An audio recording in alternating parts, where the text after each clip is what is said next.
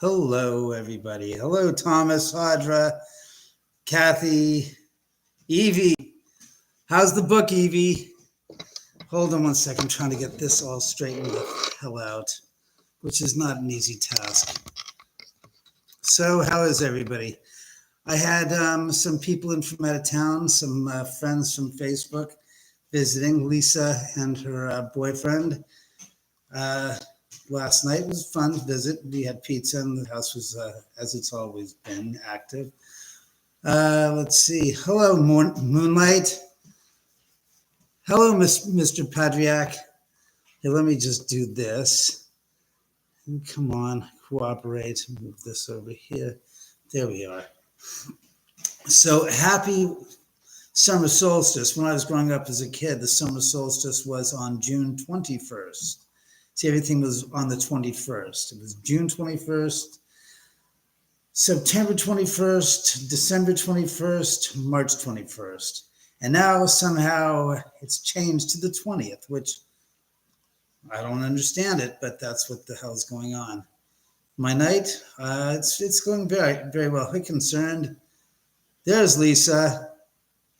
She's waiting on the tail. Lisa was who I was just speaking about, who was here last night with her boyfriend, and unfortunately, she's stuck now between Barstow and Baker with a rent-a-car that's got a what is it? It's probably got a blown gasket in the oil pan, something around there. So, by the way, what do I got?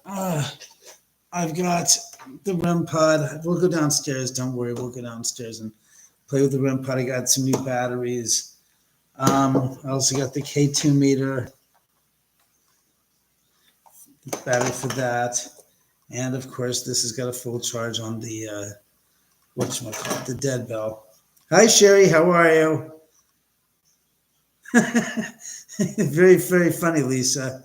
I'm sorry to hear that again. That is the toe there now? Oh, wait for the toe. Yes, I understood that. So, hi, Virginia. So, what's everybody up to? Has anybody got anything interesting going on?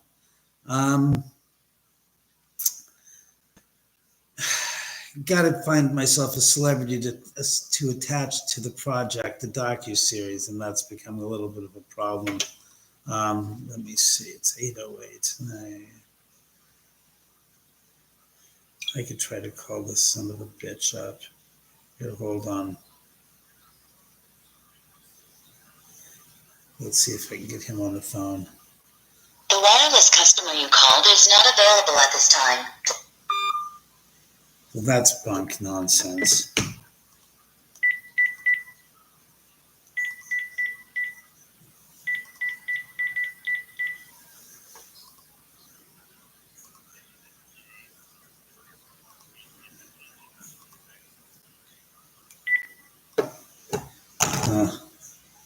You can see. So, Evie, how's the book?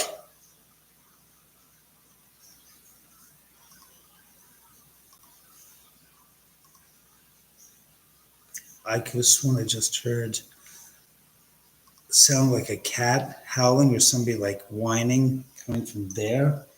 And I'm thinking, wait a second. Cat 1 is there. Cat 2 is right there.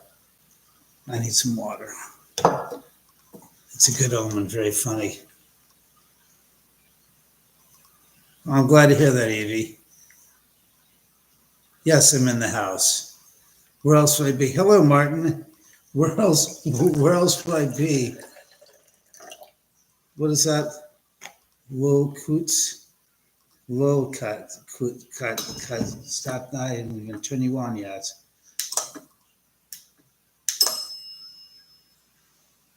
That was nice. Nice to see you last night, Lisa. Hey, Jay. My last live was a long live. It was 4.5 hours. That was ridiculous. That was with the Scared and Impaired crew. Oh my God. Talk about a night. They are Sam. That's Samantha making the sound. It's just an empty bag that she's walking on. She's deciding, that sounds interesting. I think I want to go run on my feet on that a little more. Or do I? No, I don't. Maybe I do, I don't. It's a cat's thing. If the cat wants to do it, the cat will do it. So she decided against it. We ended up canceling tomorrow night because it was just not happening. How was the kids that day? That was them. That's what I'm talking about. It was crazy. It was a crazy night with them. That was a long night. They got here at about 5:15, and they were here till about 1:30 in the morning. It was a long, long shoot. It was fun.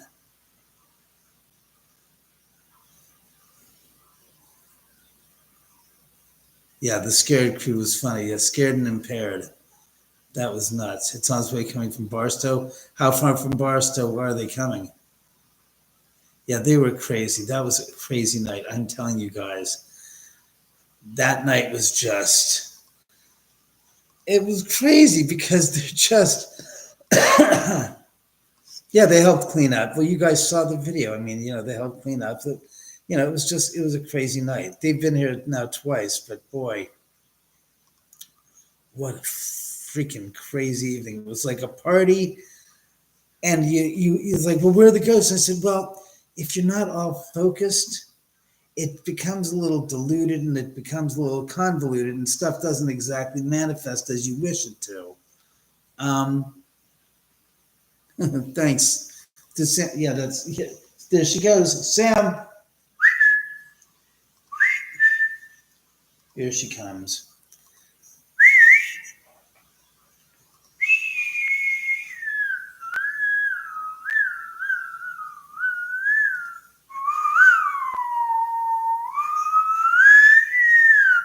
Kind of like The Outer Limits. That's an old show. Here you go. Come here, Sam. Oh, stop. No, come here. Up you go. Up. Say hello. Make an appearance. But look up. No, not that way. That way. There you go. There's your adoring fans. Your adoring fans. All right, go. Just get it.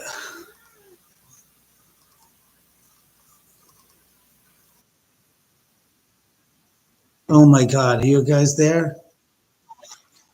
Okay, sorry about that. I'll have to kill where's the audio? There.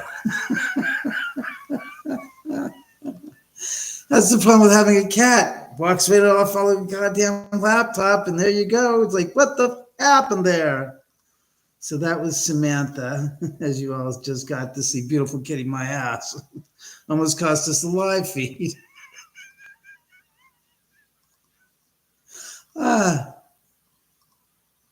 Are we still here?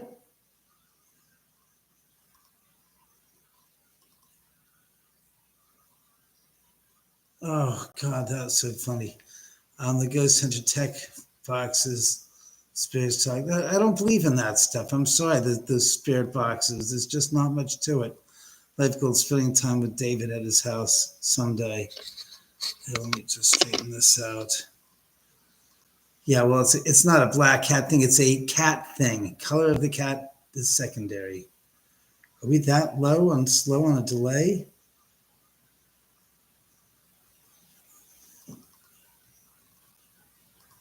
Wait. Are we live? Are we? Oh no. Oh shit. Did I just lose it?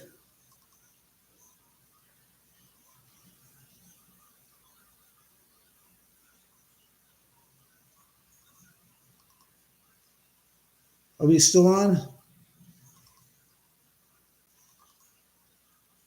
Oh, we're on. Oh, good. I'm sorry about that, guys. I'm so sorry. No, we're not doing any event tomorrow. That got canceled. I had a falling out with the SoCal Spirit Seekers.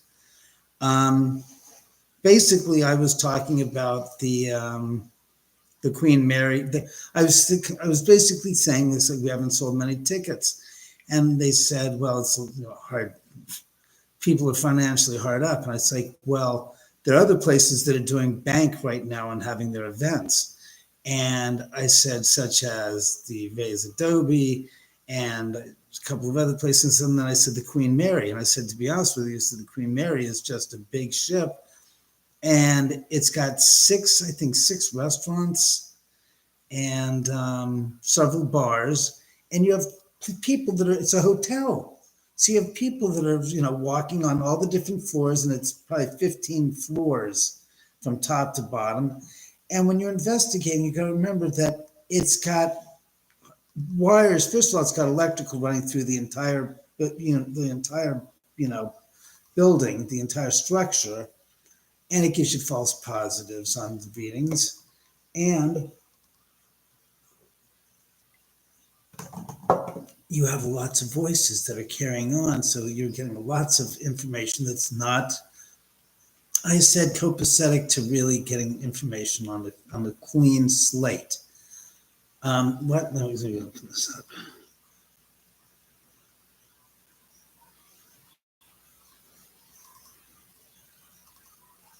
And that's what I said. DavidOman was doing it hard, but your event was very well priced. No, I thank you very much, Evie. I appreciate that. Brad loves Domino. Yeah, no, you guys, like I said, Lisa, you and Brad really won her over. She's like, she doesn't really like people. And when you guys were here, she was very, very amenable to you guys hanging out. So, hi, Brenda. So, hey, Ren. So the bottom line is that I said to her, I said, it's unfortunate that we don't have the people. And I said, but and she goes, well, you're comparing yourself to the Queen Mary? And I said, no, I said, I'm better. And I wasn't kidding. And I wasn't being egocentric. I'm thinking, gee, the Queen Mary, do you have 30 cameras throughout the entire house that are recording so you can always review? And no. So I said, let's be honest here. This is not that big of a, choice between one and the other. I said, the Queen Mary is what the Queen Mary is. It's a commercial establishment. But I said here, whoever's in the house is all the people that are in the house. And the Queen Mary, you're paying $80 for 2 hours worth of investigating. Hello. It's 6 hours here and it was $100 with them. And I said, you only have the people in the house. On the Queen Mary, you've got people all throughout the entire ship that have nothing and no interest in your investigations. So you're getting cross-contamination, undoubtedly. Oh, no. And I was going, yes, you do. And that's how it is. It's just that simple. So.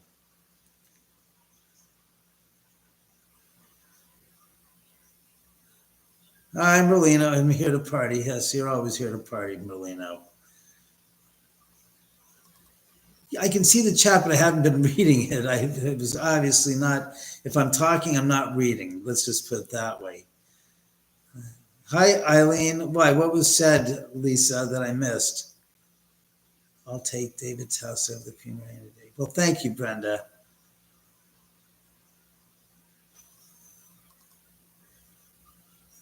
Yeah, exactly. See, there you go. Exactly, Mr. Padre. What's it called? Padriac? Paderiac. Padre, whatever. Sorry. Give me your first name. Next time I'll just use your first name. Yeah, the dead bell last night was pretty impressive. I'll have to say that. It was going off so much.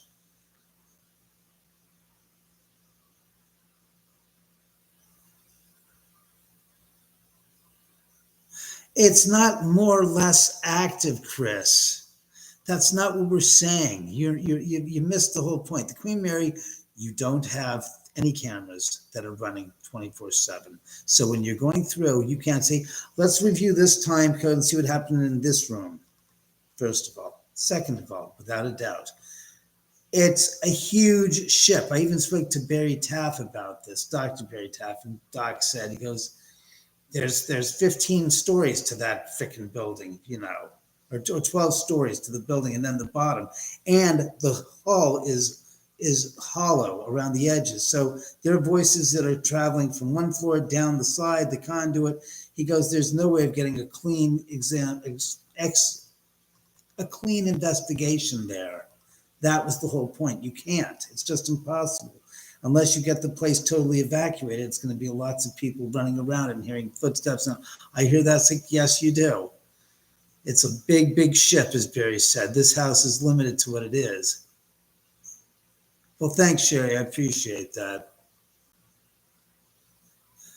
Evie, David, I really don't get that I'm sorry. Why are you sorry? You shouldn't be sorry. Hey, KK. Hello, Jackie. How are you? Who's Bruce that found the great dentist?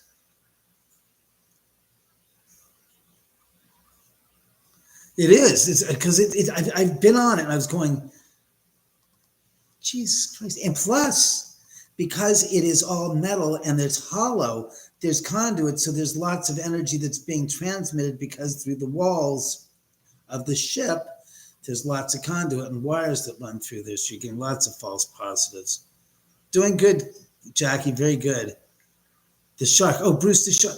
But I didn't see that. I got to see that. That you obviously watched the National Geographic 50th anniversary special with Steven Spielberg about the making of the movie Jaws. And yes, I remember Bruce. For a second, there's like, is he talking about Bruce the shark? So, can you tell us about Merlina? Will you shut off the gosh darn? I am, because your place would be great to be. Oh no, thank you very much again. Hey, Cindy. I am dodgy and house sitting. Oh, you're doggy and house sitting. Oh, good for you. Queen Mary on Mark with voices. Yeah, well, the reason why it's like I said, you don't have all of the different levels. So you got 3 levels, and if so nobody's upstairs and we're all downstairs, like last night we're hearing stuff, you know, who the is it? The timing of the ice maker going off couldn't have been more on the mark. That just gave a mini heart attack. Yeah, I can see your message, Lisa. Yes, I can.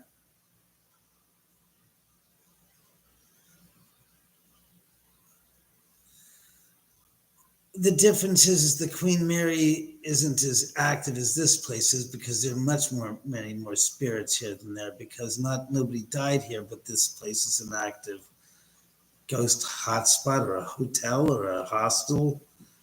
That's really what we've decided that the place really is. It's a real active, what the hell just happened? Jesus Christ. Sorry about that, guys. It's a real active location. That's what we're saying. It's not that it's not active. It's active. It's super active. It's crazy active, this place. And that's, as Barry's saying, is the difference between your place and the Queen Mary's is your place is just limited to the space that you're dealing with, which is great. Because again, it's a huge ship. And with that many people on it, you are obviously going to get lots of false positives there. That's the difference, I'm trying to catch up to you guys here. No, stop that. Oh, yeah, thank you. Yes, I realized I should have put that up. God, every damn time. I'm going to put up the thing for the book. Hey, guys, I need to get this book out there big time. So buy copies of this, and let's get this thing big. And I mean really big. Let's blow this up. I really got to get myself let me do this. There, that's pinned.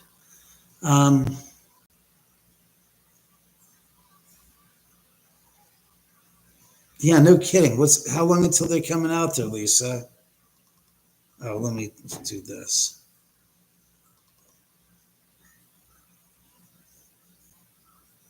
Well, thank you, Evie. I appreciate that. Hey, Patrick. Sorry about that. It's a lot easier to say Patrick or Pat. Let me turn this bad boy on. All right. right, I'll turn this on as well. Good, that's working. I don't know if you can see it, but I put it on the REM pod and the dead bell. Stop it. Not now. I'm trying to work. What's happening? Nothing's happening. Yeah, Lisa was here last night. That was some fun. Let me see if I can get this. Whoa. What's going on with this thing? Jesus Christ.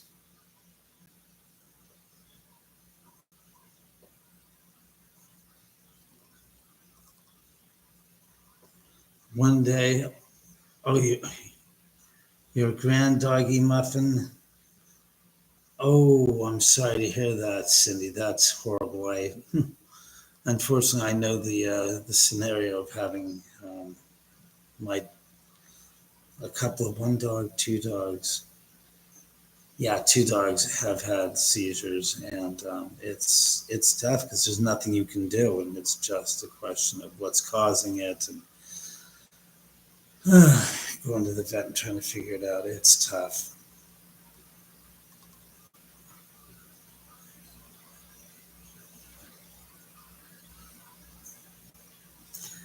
No, if you know how to, if you have, well, again, if you go to Costco and you buy your stuff in bulk and you kind of, are accustomed to, you can weather it, but it's getting more expensive everywhere. I don't think there's anywhere in the country where the cost of living is being spared. Let's be honest. It's not like, oh, it's just in that state. It's more like, oh, it's just all over the freaking place.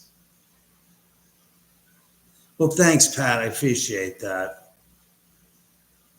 Yeah, scary stories. By the way, we'll read that later on, but unfortunately, it's downstairs. Oh yeah, and by the way, Chris, it's more expensive to live in Northern California by a long shot. So I wouldn't go sitting there ragging on Southern California. It's like New York is. I mean, Northern California is like living in New York. It's terribly expensive to live in the city. It is just that expensive. So if you think Southern California is bad, trust me.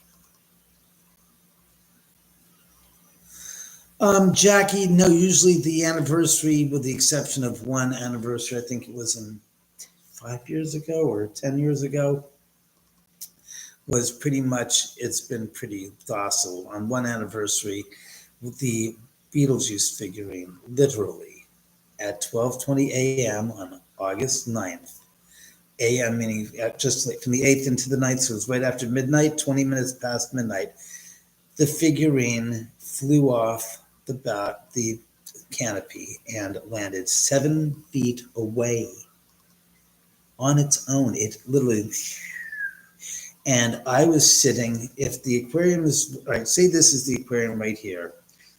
My friend Joey was standing right here, which is in the doorway between the den and the living room. And we were inside the den, and he was just inside the doorway, about a foot. And there's no doors there, but the doorway. And I was standing right to the left of him. And I never forgot this. He was like, oh my, and I turned to my left right as I caught it in midair, going, boom, and it landed it was like about a foot away from his feet. I'll never forget the head. And this is the big heavy duty Beetlejuice with the spikes sticking out. And it's PVC plastic and it weighs a good 2 pounds. It's not light. And it went, and I was like, oh my God. And he's going, and I look at Joey and he's like, oh my God, it just launched right at me. And I was like shaking my head, goes, I can't believe it. I said, wait, what time is it? So I look at my watch and it says 12:20 a.m. And I was like, oh my God. Mind you, Joey is the artist who's painted all the pieces of art of Sharon Tate around the house and also made the Ouija board and did the portrait of my house, as well as did the two douchebags, little douchebag. What was that? What? You take care, Lisa. Good luck.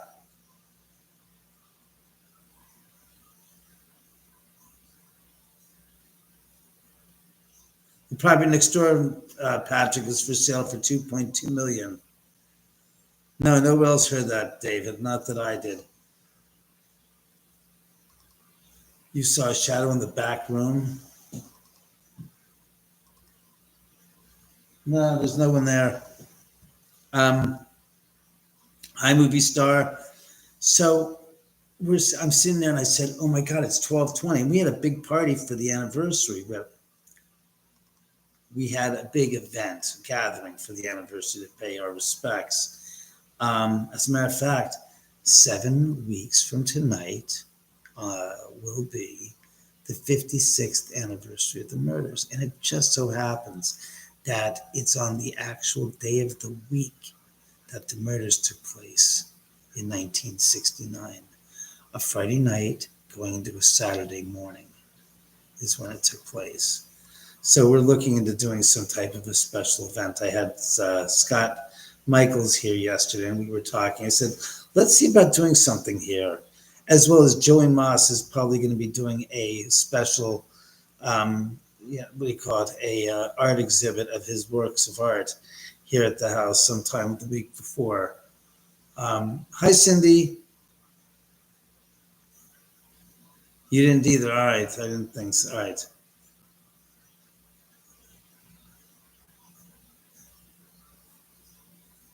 So, as I said, so that was the only time that it's happened. Excuse me. There's nothing there at Swan Ranch. It's just right on the side of the hill, and it's just all just flat dirt now. Excuse me. So, but as I was saying, on that anniversary, and I looked at Joe and it said 12:20, and I heard a voice say, "This is the time when my body and soul separated and died." I'm thinking, Sharon? Oh my God. And then I looked it up, and it said, according to the coroner's reports, they said sometime after midnight to 12, they figured the time of death was around, approximated. So it could have very well been, but it was strange because Joey and I were the only two people in the house at 12:20. Everybody left by midnight. I forgot what day of the week it was. It wasn't a Friday night. No one wanted to be here. Everybody left around midnight. So it was just Joey and I, and we were cleaning up, and then we just started talking. As a matter of fact, that would be cool, Cindy.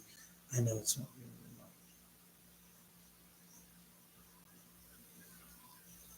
All right. So, as a matter of fact, what we're talking about is I was right there. See right there where the door jar is? Joey was standing just a few inches inside that door jar, and I was right to the left of him. And that's where the thing happened, and I will never forget it. And Joey was just like it launched straight at me. I saw it fly right at me, and he was just like pale white as a ghost. He never, ever had anything like that happen to him. And of course, the cameras weren't working for whatever reason. They weren't. And I was like, I can't believe that. I said, I saw it. I was like, I wouldn't have believed it if you would have told me, but I saw it, and I saw it I just was like, and it was like, bang. And I was like, oh my God. I couldn't. I was like, oh my God, that is crazy, man. I was like more impressed than scared. I was just so blown away by it. Like, that is so cool. That is so cool. Not meaning like, oh my God, that's so like great. When I found out the context of the situation and the time, I was like, oh no. But still, the action itself is just mind-boggling. I was like, I saw it. I got to see it. That was wild. And again, I'm sorry. I'm not trying to make light of what the context of that meaning was. But again, I was just talking about the actual moment of saying that, saying, I got to see something that nobody is going to believe me unless they had seen it themselves, type of thing. It's a once in a million type of thing. So, in any event, Patrick says, well, it's all good. Yeah, no, not Joey Official. Joey Moss, MAAS.com. You can look him up, Joey Moss. He's the artist that's done all the Sharon pieces, did the douchebags, he did the Ouija board planchette, he did the portrait of the house. What else did he do? The Capitol Records Building portrait. I did the Jim Morrison piece down on the second floor as you come down to that, what is it, 24 by about 18. So 2 foot by foot and a half piece of Morrison. That's who we're talking about.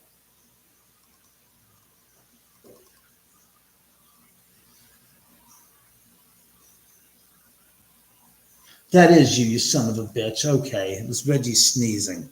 I was like, and then he's motionless. So I'm like, one. And then all of a sudden he starts moving his head and going, no, no, no. It's like, all right, it's you. Forget it. You're disqualified, ghost. You're not real.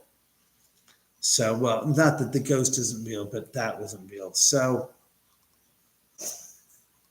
that again was Reggie sneezing.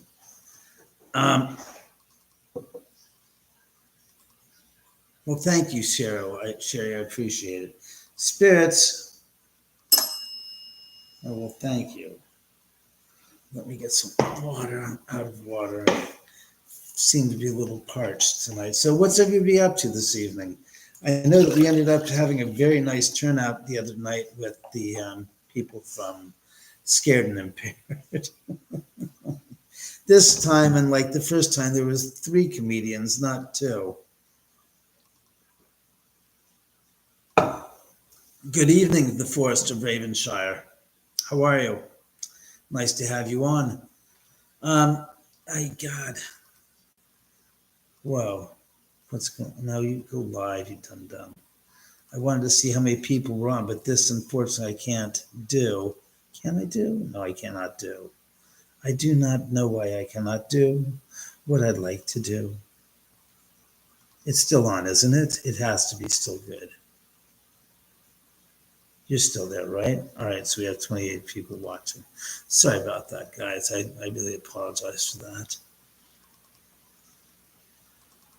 All right. Let me do this. No, stop that.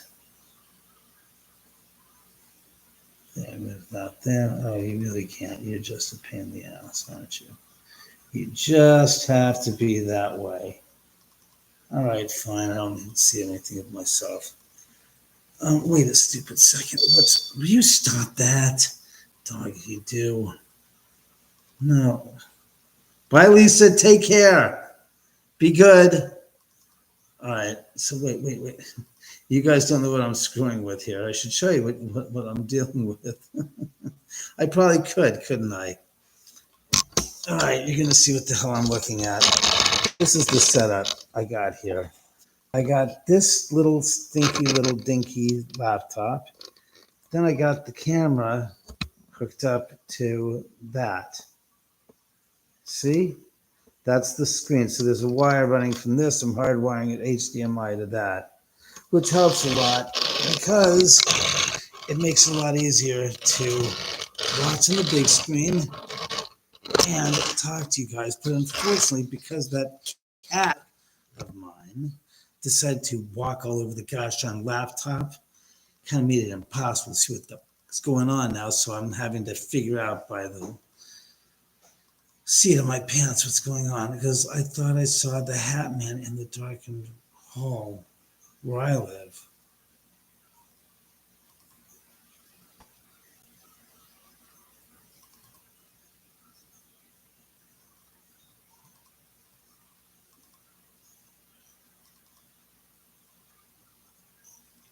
Yeah, I'll turn the freaking water off so you guys don't have to hear that. I heard something to my left, and I don't know what the hell it was. And it's weird because, did you hear that?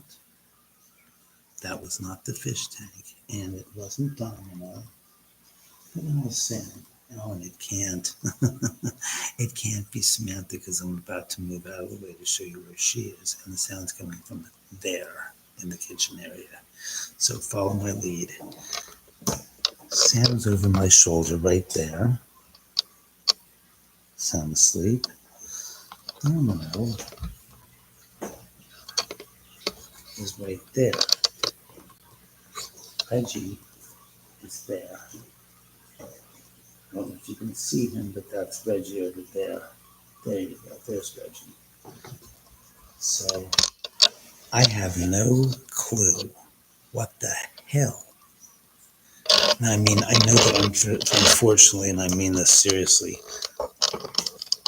I have a serious issue with ground squirrels in the earthen wall room, tearing out the Oman's corning fiberglass insulation. What are you guys saying? You heard a knock? Yeah. I'm telling you, Patrick, I heard it. It's not the kitty. Oh, I know what you mean.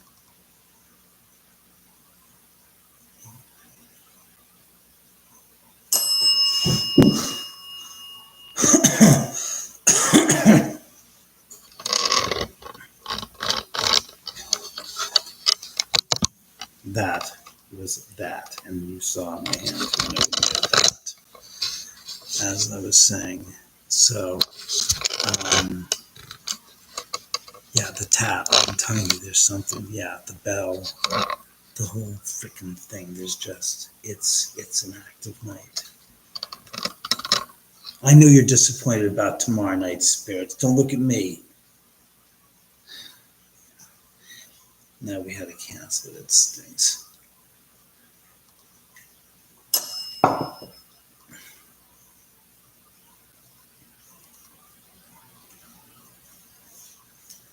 Yeah, like I said last night, that's me. All right, shut up.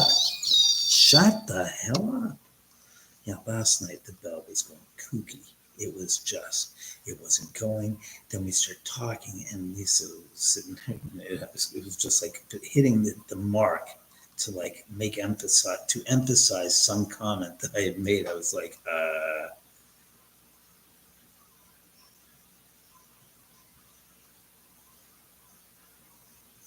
the bell for service. Very funny, Ren. Yeah, there's just, I don't know, strange activity. Well, as I was saying, I was just about to say, because it's the summer solstice, but that's really, to me, doesn't become the summer solstice till tomorrow. The longest day of the year is really what it is. So it's also the beginning of summer. Yeah, I think it's like 4 times the bell's gone off.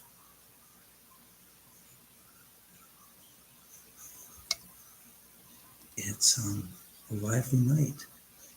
Oh, not this again. What the stupid hell happened? Did it do it again? No, you stupid idiot. Oh, God, you had to tap. God damn it. We're still on, right? Let me see. If you see this, then we're still live.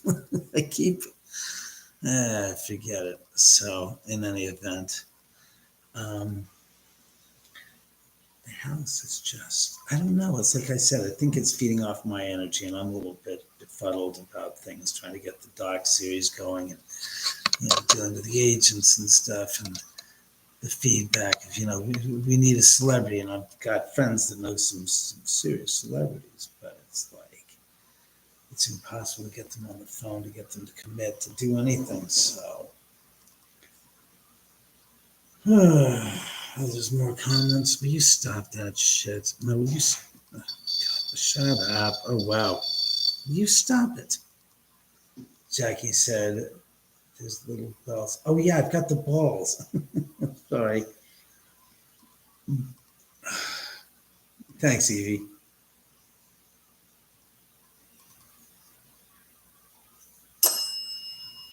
I was just reading what he had written, what Forrest had written.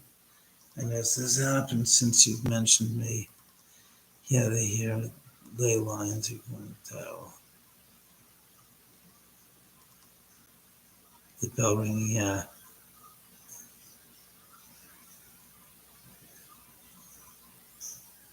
Yes, I do use the cat balls. You're right, Pat.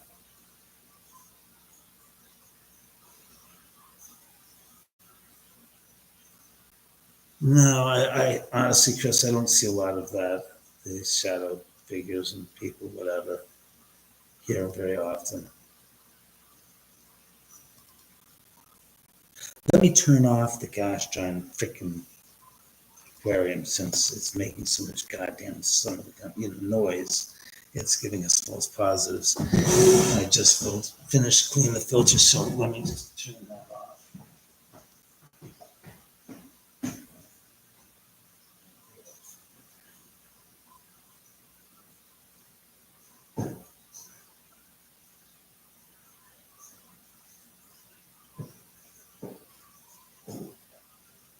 Are you serious?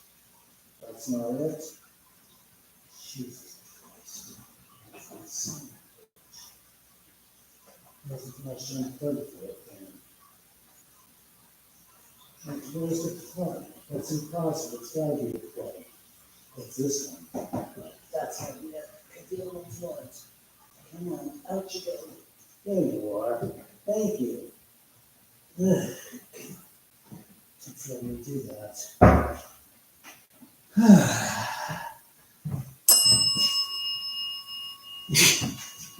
Well, I'll be a son of a you know what. You're asking for my assistance. You're telling me to sling some hash and throw out some eggs. Or do you want me to make a dog and drag it through the garden? You want me to make a dog and drag it through the garden, huh? Hold the pickles? Oh, that is, they want the relish but no pickles. All right, what we got there? Strange bell rang when you were reading. Yeah, I watched some of your videos. Thank you very much. That was Samantha jumping up onto the counter.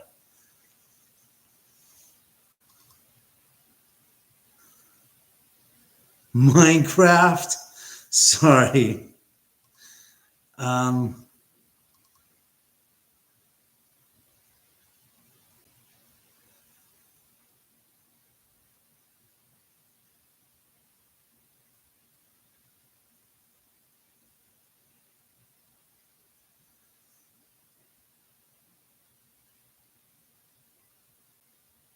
I can hear the clock ticking.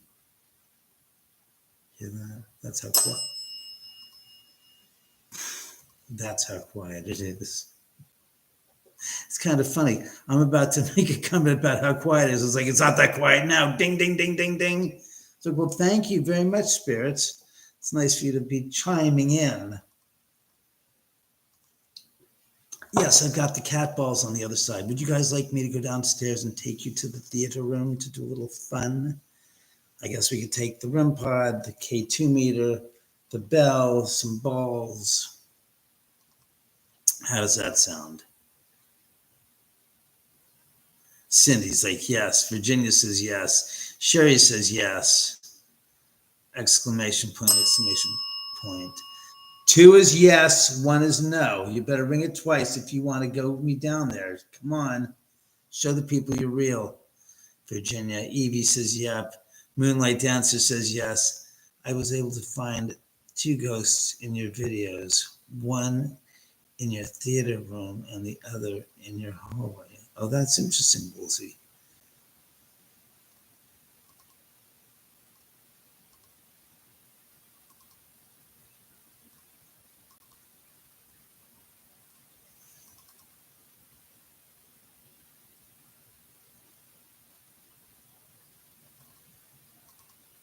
Did you guys hear something?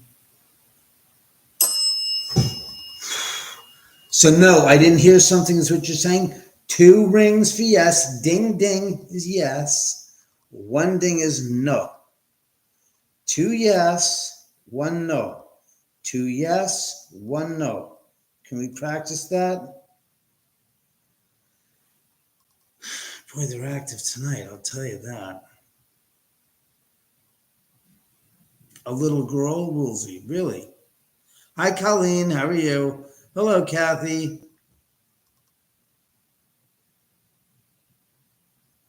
Where was the orb, Moonlight? Can you guys see the orb, or is that like not in frame? I'll move that out of the way.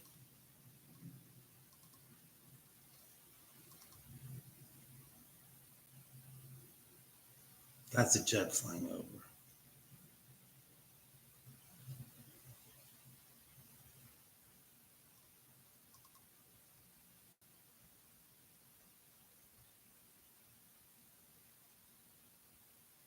Yeah, sometimes the response is delayed, but still, two is yes and one is no.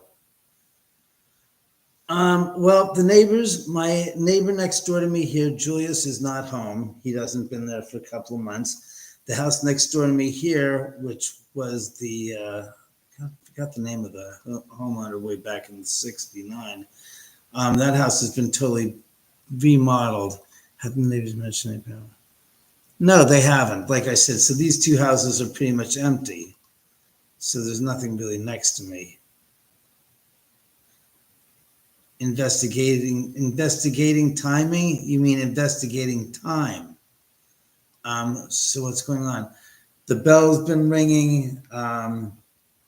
Some interesting anomaly voice wise we've heard. So I was going to go downstairs to the third level to see what activity. Another way to say it is see what the hell we can stir up. And again, you guys have to remember this. You're in the comforts of your own home. I'm in the thick of it. We got to find a way how to get this house and me. And by the way, if you haven't already, share this with your friends right now. We got to find a way to get this place big on the radar because the networks are just not getting enough figuring this out. That was Reggie. I don't know what it's going to take, but we got to do something because time is running out and I'm not getting any younger and this story isn't getting any younger either. Oh, went past my head. Well, that's nice. Take care, Jackie. Have a good night. Nice seeing you. You. It's just uncanny. You got, all right.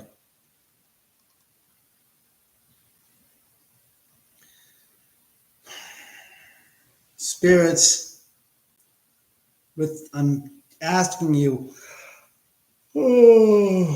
excuse me, we're not going to go on much that long, but I'm asking you if you could please give us a heads up if we should go downstairs to the third floor to the theater room.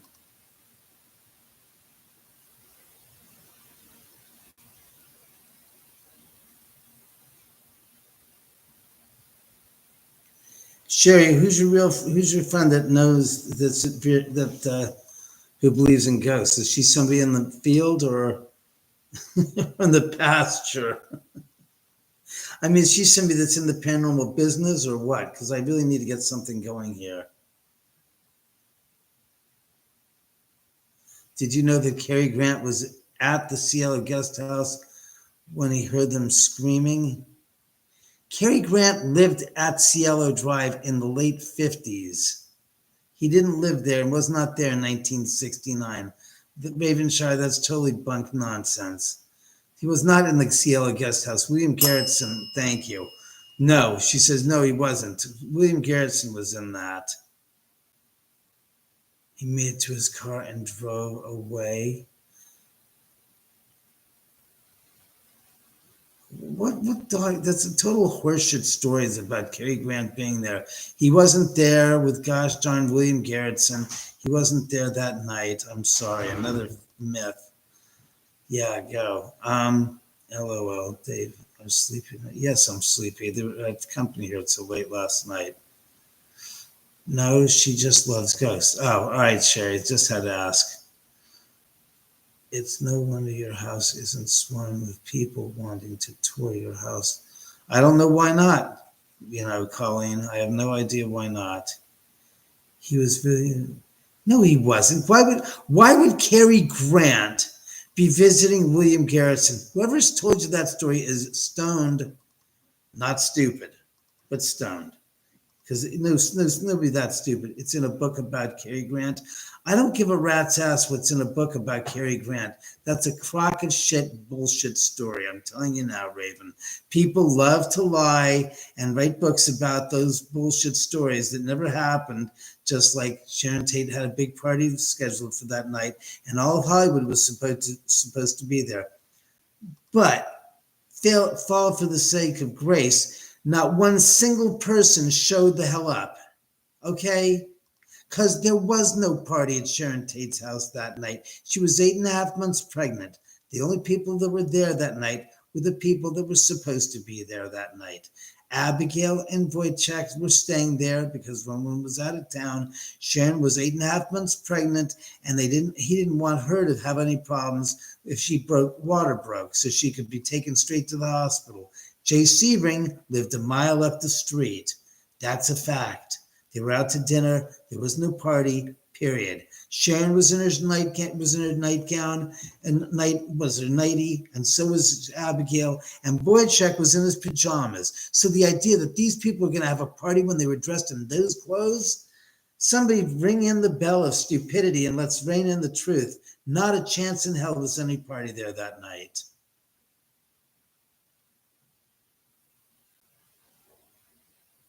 Who came up with this one? William Gerson worked for Scott. Thank you. They said, no, he didn't. That's a bullshit story. William Gerson didn't know Stephen Parent till the night before when he met him. So that's, oh God.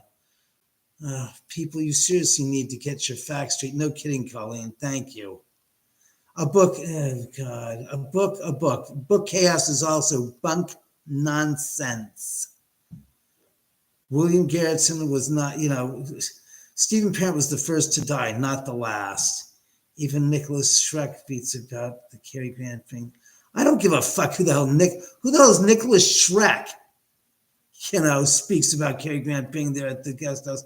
No, he wasn't. He was not there that night. God, you guys, you gotta stop believing these freaking constipation theorists. Because it's not conspiratorial, it's constipationtorial. It's the stuff that comes out of your ass after you couldn't go to the bathroom for 3 weeks. That's what you're reading. Minutia on top of manure. Okay? With no truth, no fact, just hyperbole and bullshit. Jesus Christ. That's probably because, Virginia, the spirits are pissed off at reading what I'm reading. They turned Lizzie Borden's house into a bed and breakfast. People pay to stay there at night. Maybe you could. No, are you kidding me?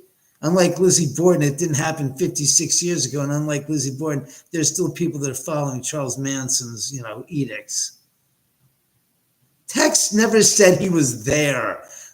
It's funny as hell. If Tex said he was there, when did Tex ever say that? It's not in the transcripts in the Guys John book Helter Skelter based upon the transcripts that Tex, thank you. No, it's bullshit. That's another story that's crap. Not even the truth, my God.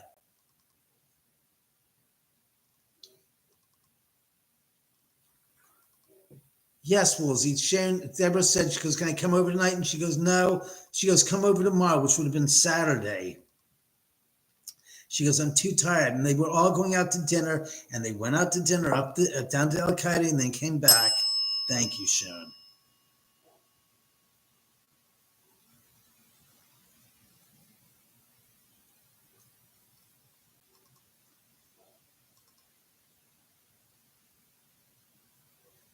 It's the neighbor's dog, okay.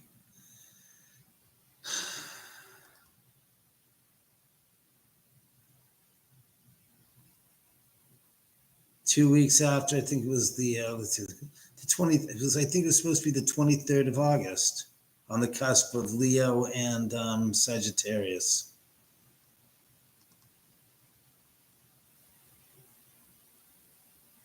Where the murders of warning to Terry Melcher. That's BS. There was no warnings to Terry Melcher. Manson came looking for Terry Melcher in March of '69.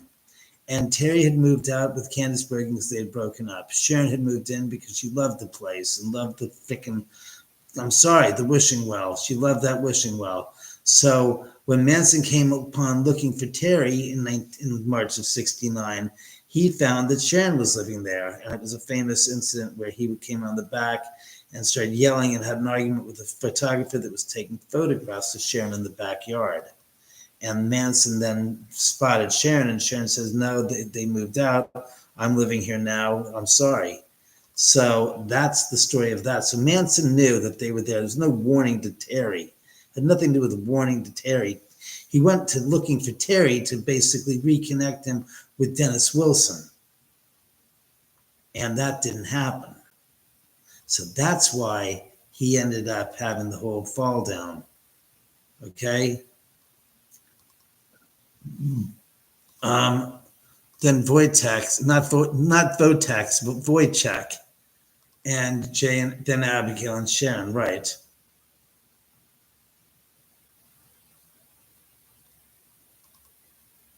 What does it say? Sharon was the murders wing? No.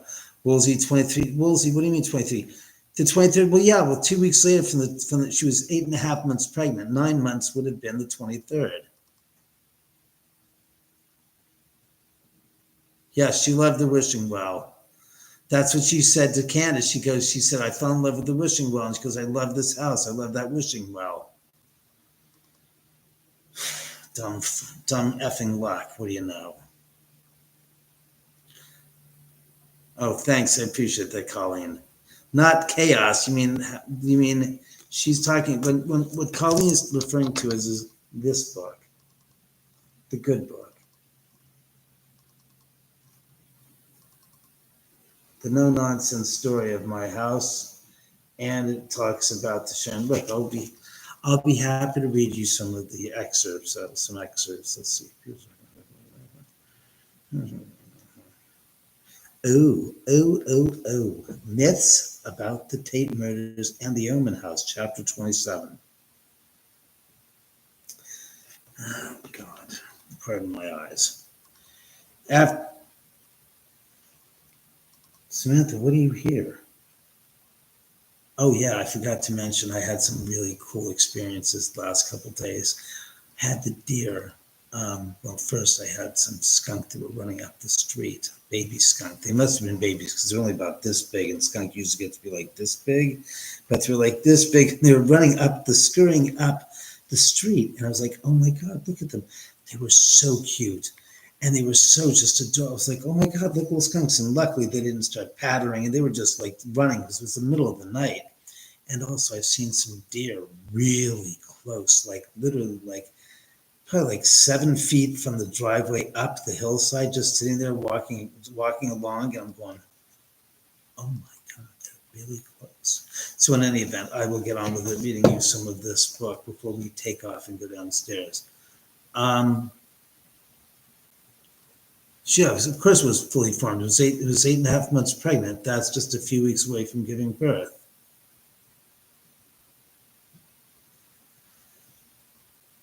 It would have lived had they had to perform a C-section, is the bottom line, had they known, but they didn't, so they couldn't. Jeff Franklin owns the house, but presently he's renting it out.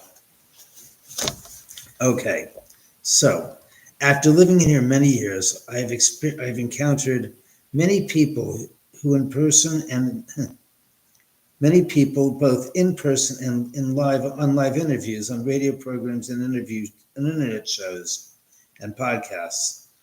I feel that there have been many misconceptions and downright myths that have sprung up through many avenues about the Sharon Tate murders and the Oman House. I would like to address a few of the sensational ones and try to shed some light on the truth on them. First of all, what is the most inaccurate myth of all? That Charles Manson's choice of Sharon Tate's residence was completely random, and that he didn't know that Sharon was living at 1050 Cielo Drive at the time the murders took place. This is completely false.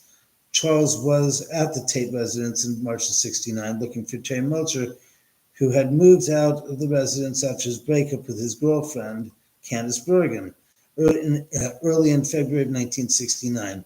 Sharon and Roman Polanski moved in at the end of February. On a day in early March 1969, Sharon was in her backyard doing a photo shoot. Manson came up to the house, banging on the front door, and when he got no answer, he went around the back to get in.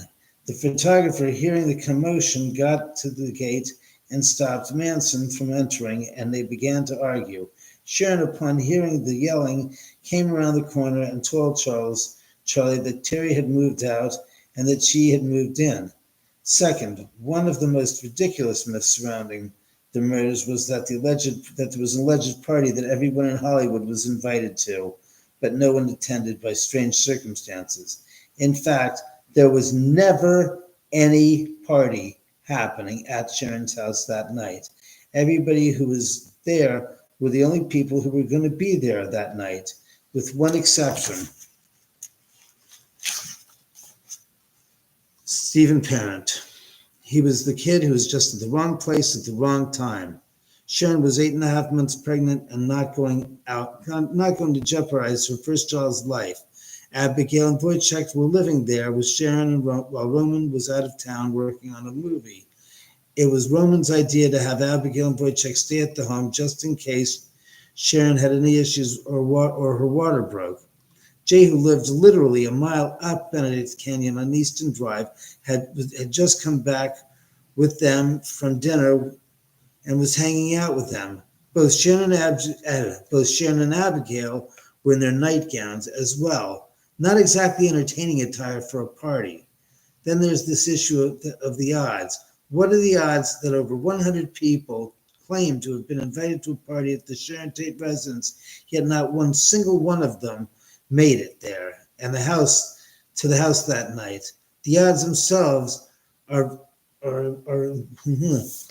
let me see what I say. The odds themselves, the possibility of no one claimed to be there made it. All of them seem to be circumstances that prevented all of them seem to have some circumstances that prevented every single one of them to miss their own date with destiny. This is because not one single person who claimed that they were going to be there that night were ever going to be there that night, and that they weren't because they were all clamoring over their brush with the tragedy that befell the 5 victims that night. Sadly, but very true, they are all seeking a connection with the murders that were fortunate that they weren't there.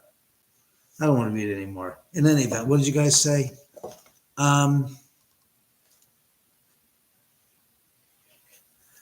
Yeah, well, with the deer on the side of the hill, so it's kind of like they're not like walking; they're just sitting there munching on the leaves, and then when they scurry, they take off up the hill.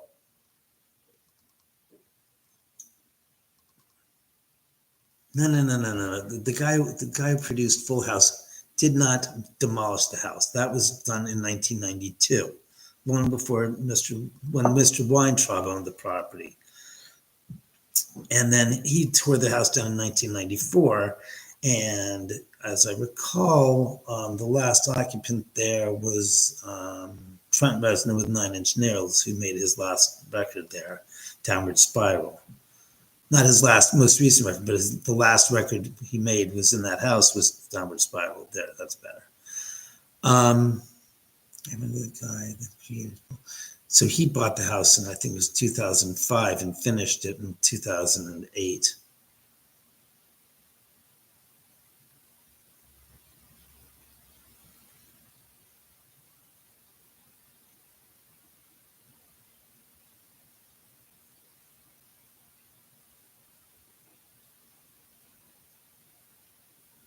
Pat, another funny story that somebody was supposed to be there, but by some strange act of fate, they weren't there because there was no party there. That's the whole point. Wojciech was in his gosh darn PJs. Abigail and Sharon were both in their nightgowns. Jay could have been in his PJs too, except Jay lived up the street and didn't have any clothes here. But it was, thank you. Oh, bam, bam. You heard it. 2 rings. That's a confirmation. Thank you so very much. That's my confirmation. There, the spirits are telling you 2 rings, yes. 1 is no. There you go. Hi, MJ. Hi, MBJ. MBJ. Thank you very much. Oh, wow. Isn't that special? Answer. All right, I have to ask you a separate question. Clear the slate. No. Clear the slate, yes. Do you want me to go downstairs to the third floor? Give me an answer. I'm giving you like 1 minute to respond. 2 for yes, 1 for no. Yes, Pat, 2 for 2. Isn't that amazing? I completely agree with you, Sherry. I don't agree. I don't like false stories either. Chuck Norris's famous line, Bruce Lee and I were supposed to be at that party that night, but we got, busy with something else. But had we been there, it would have been a whole different other scene. It's like, yeah, it would have been. Would have you been in your pajamas too there, Bruce? And and you, Chuck, the two of you would have been in your PJs. It doesn't. That's what I'm saying to you. All these people came up. We were supposed to be at that party, but something happened. It was like Steve McQueen, I think, said that he was supposed to. Something happened. It's like there was no party. Stop making up lies that don't accurately describe the truth because you just want to be associated with a tragedy, but because you weren't.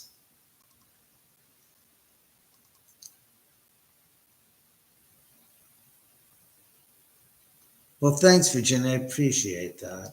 That's right. I do remember sending you out your book way back a few months ago, Virginia. So spirits, come on. We'd like to know, should I go downstairs? Yes or no? David, Mama Cass was meant also to be there. No, Mama Cass wasn't supposed to be there either. There was no party. She wasn't supposed to be there because they all went to dinner at El Coyote. They got back around 11:30. They got into their gosh darn pajamas to go to bed. Sharon's 8.5 months pregnant. She's not going to be drinking and heavily and all that stuff.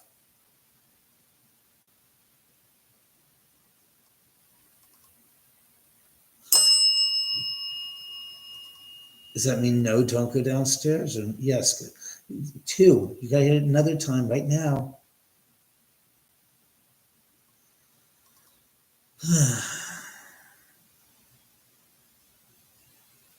Whose document? I don't give a crap whose documentary is on YouTube. People they made one on Netflix about the gosh darn book Chaos, which is crapo bullshit. Okay? So I don't care about somebody's documentary, what they call a documentary that I call poo-poo BS. They're all like these. No one wants to hear about the truth because the truth is too conveniently accurate.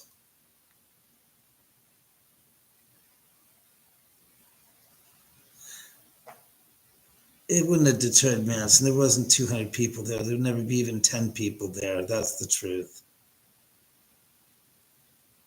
No, they don't want to change history. They want to rewrite history because they just can't make money on the truth. That's why people write books to contradict the facts so they can make money.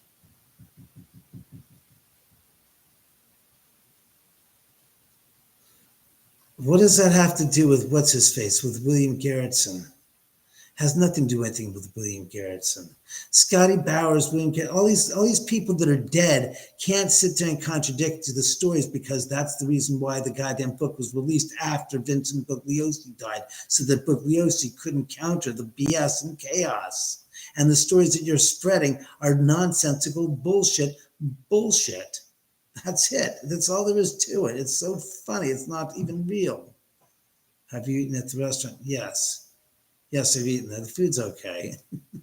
El Coyote is what it's called.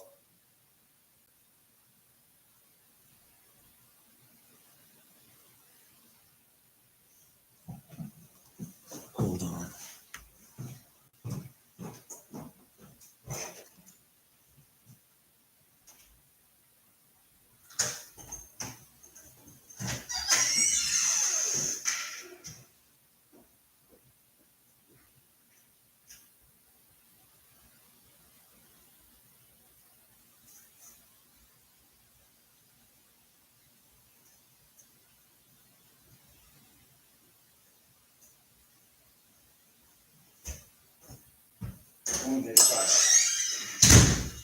Jesus Christ, guys.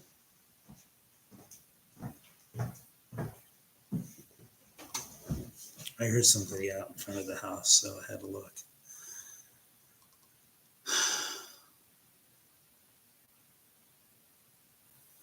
Who's the killer that said it's true?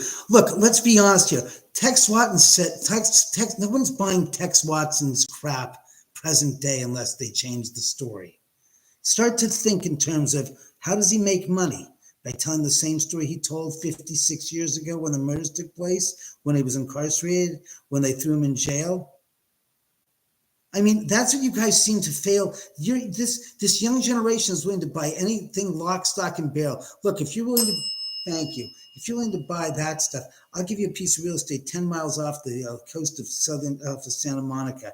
It's about 350 leagues down, but you can own it.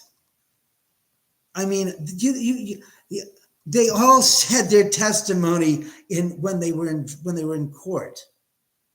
You see, that's the problem. Whenever somebody changes their story, is because after rotting in jail for some 30, 40, 50, 60, 50 years, some odd, people are going to change the story to sell the story because here's the truth. I need to tell you the new story. The real truth is this.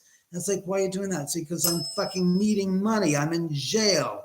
How do you think I'm surviving? You can't peddle the same old bullshit that you've heard stories of before over and over again. No one wants, but if you tell the new story, you can make money on it because here's the truth.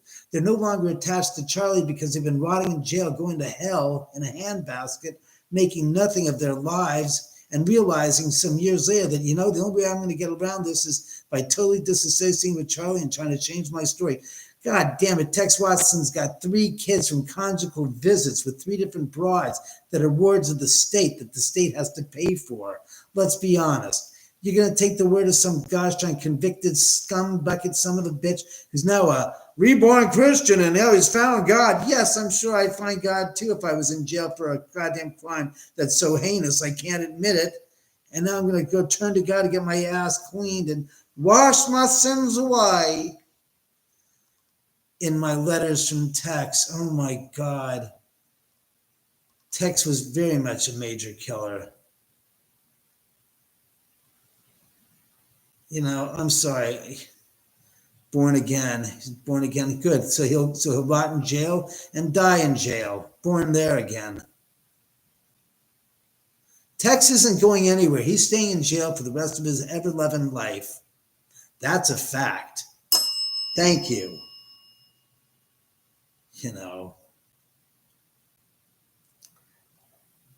It's all about the money. That's why they change the stories.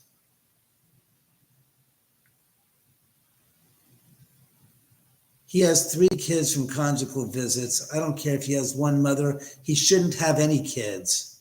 See, that's the difference. When you're on death row, you get paroled, you get put on off of death row, you stay on the gosh darn off parole is what happens and what should have happened. He's never getting released. There's never going to see him released from jail ever. We're talking about Tex Watson, the guy that killed Sharon Tate. He was there at the gosh darn Bianca murders the following night. He also was involved with the Bobby Beausoleil murders. I mean, he was involved with the Hinman murders. He was involved. Beausoleil was Bobby killed Hinman, but Tex was also involved with some other people getting whacked. I think it was Shorty Shea that he was involved with the murder of, with Manson's, help.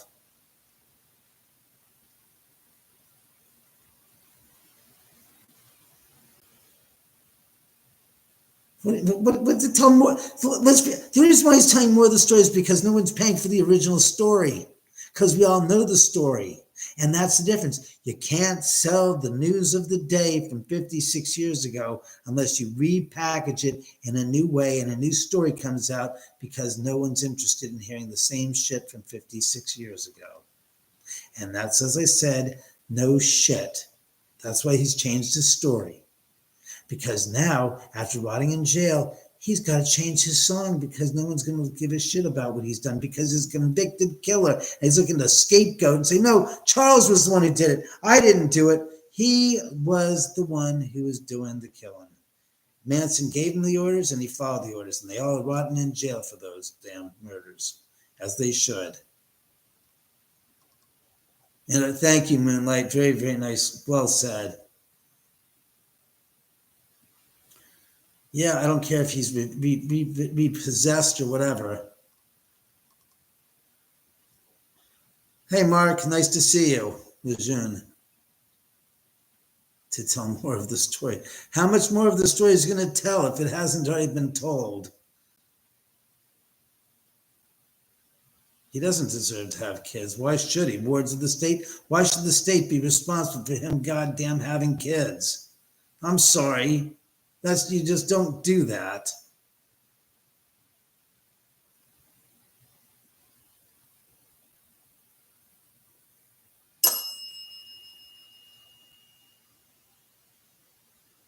I agree, adorable. They agree as well. She should not have been. No shit. Van Houten should not have been.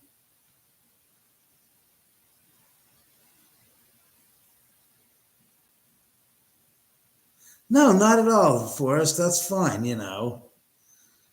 Look, there's some people that feel very sympathetic. Look, when I had Diane Lake here, the woman, aka Snake, you're familiar with who she is. She was here. I asked her about that, and she goes, "Oh no." She goes, "They all deserve to be where they are." She goes, "Come on." I testified against them then. I don't think that any of them should be out. And she was one who was involved there in person with the murderers in the family before the murders, and then left after the murders, of course.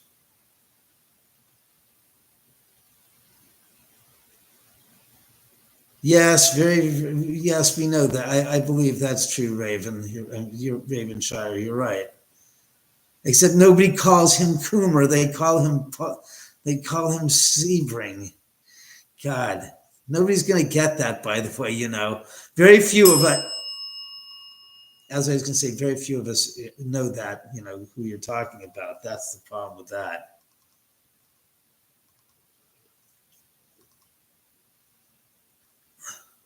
Sharon didn't get to have her baby. She should not have. He should not have had. No, you're right, movie star. I agree with you. I have no argument there about that. I think that. Oh crap! You've been on for how long?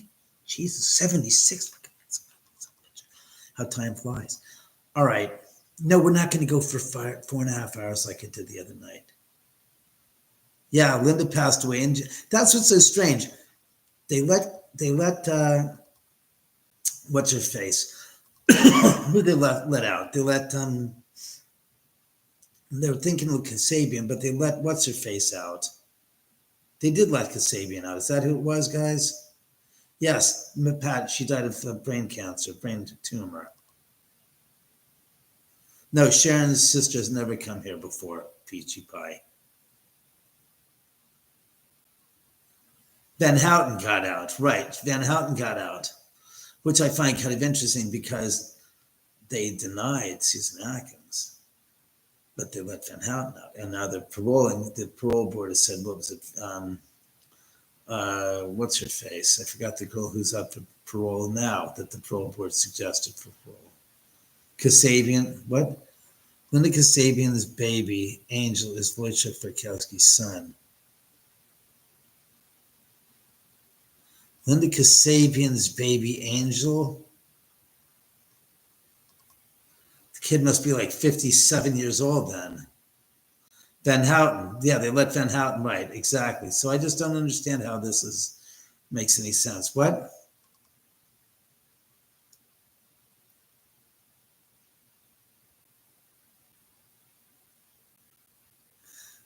Let me give you guys an information about drugs. There is no drug that is out there that can make somebody go into a killing rage. Okay? With the exception nowadays, maybe meth, which back in the 1940s during World War II, the Nazis used they used methadone or whatever it was as an upper barbiturates, but that wasn't like a high to keep them awake long hours. Well, thank you, appreciate that. No, 2 is for yes, 1 is for no. So when it rings twice, it's yes. But like I said, the drugs that were available in those days, in 1969, you got to remember, was LSD, There was speed, there was Valium, there was mescaline, there was heroin, there was pot, there was acid, which is LSD. But none of those, as you got to remember, that in the 50s, the CIA was trying to find a drug that would facilitate the perfect, a machine, how should you say, using it to facilitate a person to become a killer. And they tried LSD, and LSD did not make anybody want to kill anybody. It freaked them out, if anything. But it was not, again, there was no drug that will make somebody into a hardened killer. So the only thing that it was sociologically speaking, Manson had them devoted to him as a family. That's why the name of the family came about. It wasn't just, the Manson family. It had deeper meaning that they were a family unit. And they were discarded from their own original nuclear family of the mother, the father, the sister, the brother, and that individual. They were cast-offs. They were runaways. They were looking for a family, and Manson gave them a family. He did not brainwash them. He just used a sociopathic type of behavior pattern that these people were wounded birds, so to speak, and he brought them all together and gave them a safe haven, a place where they could live and thrive and be part of a family unit. So they did what they did because they all believed in the family. That's why the word the family was so important, because it was how they lived in a communal sense, which we in this day and age are so far removed from conceptualizing what that means and what that was about. I'm sorry to say, you can't, as the old saying goes, you just can't relate. Meaning you have no basis and foundation of an understanding of what it was that was really transpiring in this group united endeavor of this group, how should you say, this amalgamation of characters that were dispossessed by their families, that were basically homogenized and creating this dynamic that they were all believing they were in one another. And of course, after years and years of them being in jail, some of them, it basically fell apart. And their love for Manson withered away as the years of their freedom had been withering away in jail. And they got wise and realized that they were all had. And that's why their stories changed, because they needed the money. And it sounded better to say like angel dust. Angel dust is basically PCP. And if you know what it is, it's dried elephant tranquilizers. And they didn't have PCP in the late 1960s. So methadone is speed. Thank you very much. Yes, in the 19th century they created LSD. It was an accident. Yes, I know. What's with the old bloke at the ranch that let them killers there? Oh, you're talking about George Spahn. He was an old man who was basically, he was blind. He was in his late 80s, and the girls, you got to remember, the girls tended to his every physical need. So the girls basically slept with George and took care of him and bathed him and, cooked food for him. So, he got, that's how he was taken care of. Yes, Charlie did have several children there. Apparently his kids are still around.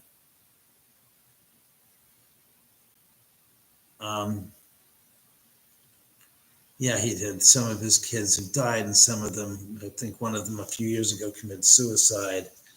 Per the 90s, LSD, especially what was used for the 60s, century, was stronger. Per the 90s, LSD, especially. I don't believe that, Pat. I think that if anything, the marijuana got stronger from the 60s to the present day. I'd have to suspect. My bet is that the the stuff they made back in the 60s was less potent than it is present day, just by the fact that thank you. Pinch poke movie star, David Wright.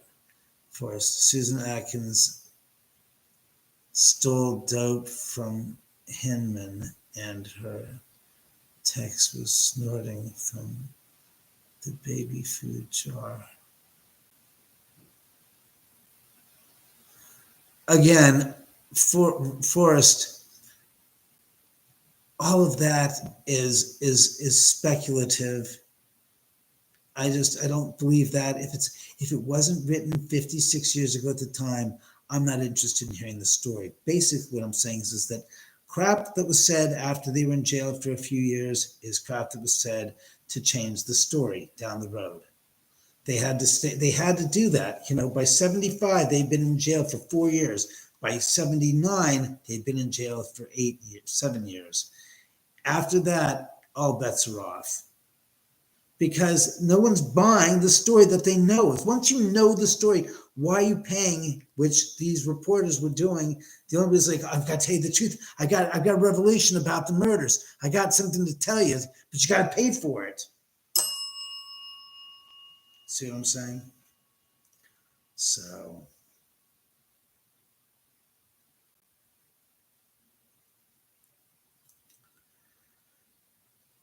Jimson, Weaver's, the criminal stuff. What about the criminal stuff? The clinical stuff. I'm just telling you, Pat, trust me, they made stuff. Acid was getting better as it got further in, I'm sure, to the present day. I used to work for TV, became friends with the Manson. Becoming friends with them when they're in jail, again, they're looking for anybody that's willing to hear their story, that they're willing to sell, as Scott Michael says, so they can make money and stay alive. They're in survival mode, man. They're not getting out anytime soon. So anybody that's willing to talk to them, they're willing to talk to and tell them whatever they want to hear and get paid for it. So, it's not for deeper research. You're being bullshit. They're criminals. Criminals love to stay ahead of the gosh on people, especially Manson, who's a sociopath.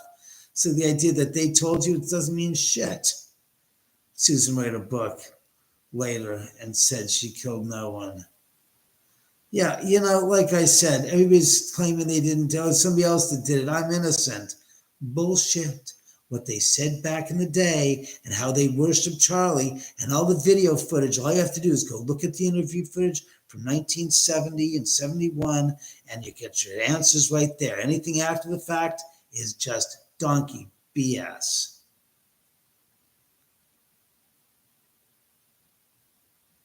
Yeah, no kidding, movie star. I agree with you. Writing a book on the other side of the case? There is no other side of the case. The facts are the facts. You aren't entitled to your own opinion. You are entitled to your own opinions, but the facts don't and haven't changed.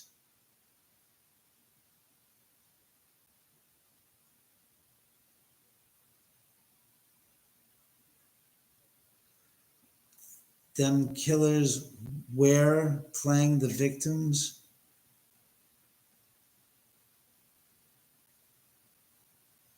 Yeah, I mean, I talked to one of the people that was there, Diane Lake, Snake. If I needed anybody to tell me the story of what was really going on, it would be somebody that was there that turned state's evidence against them that has the whole story. And her book, Member of the Family, says it all. I don't need somebody that wasn't there, that's speculating from 40 years, 50 years after the fact, coming up with their theories when the facts were the facts, are the facts, haven't changed. Just the stories have from those who committed the murders, which is pretty much non-important. And that's how I feel.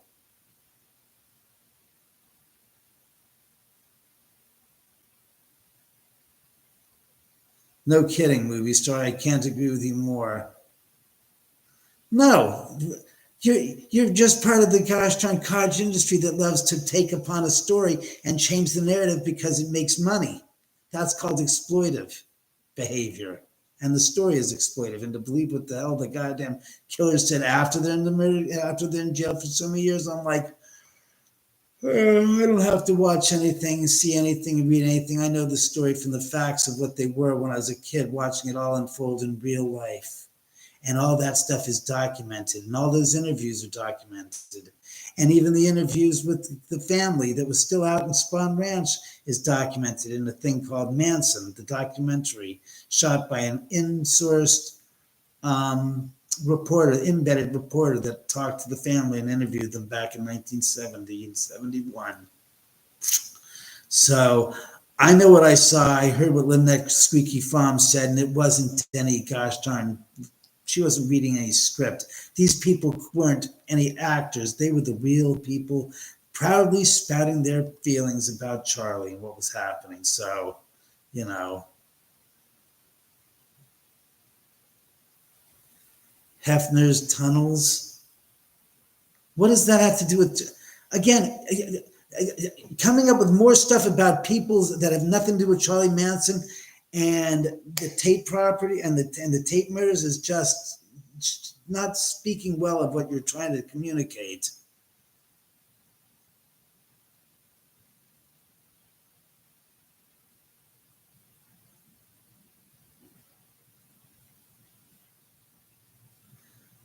What is Polanski and Hefner? Oh my God. Yes, Diane Lake was actually here at the house a few years ago. The house that Hefner bought was built in the 1920s. There were a lot of these houses up here that were built in the 20s, like the Doheny estate that had tunnels. So freaking what? I'd really like to know what the fuck that has to do with Polanski, Hefner, and have to do with Manson. I mean, you know, bringing in 15 different subjects that are disparate and have nothing to do with one another is totally meaningless. I've been to the gosh darn to the Hefner property. 25 years ago, I was there, and yes, there were two houses that were connected next. The two estates had tunnels from one house to the other house. Yes, that's all very true. So what? I don't really follow what all of this is like, has anything to do. Hollywood is fading away. Yeah, so is everything else.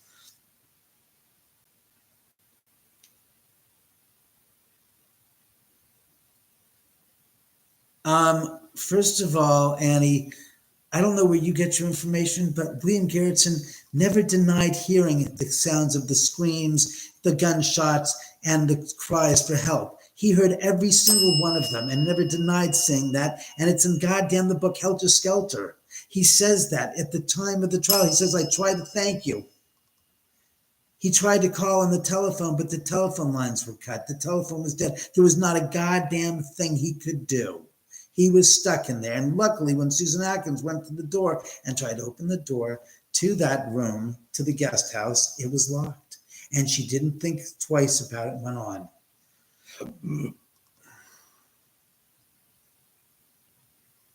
Like what Bobby Boosley said, CLO occupants were doing to young people from the strip. Right, listen here and listen good.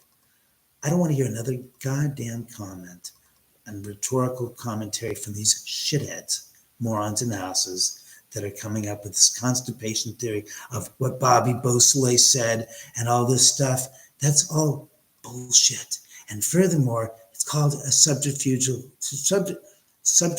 and a minor distraction to the fact that Beausoleil killed goddamn William, called Gary Hinman.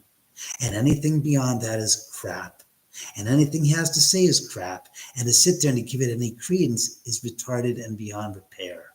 And I will not further engage in conversations about horseshit conspiratorial crap about what Bobby Beausoleil had to say. He's a goddamn fucking murderer. Cupid can rot in jail and stay there till the day he dies. He ain't getting out either. So you can sing like a songbird. No one has to listen to it, though, or believe it.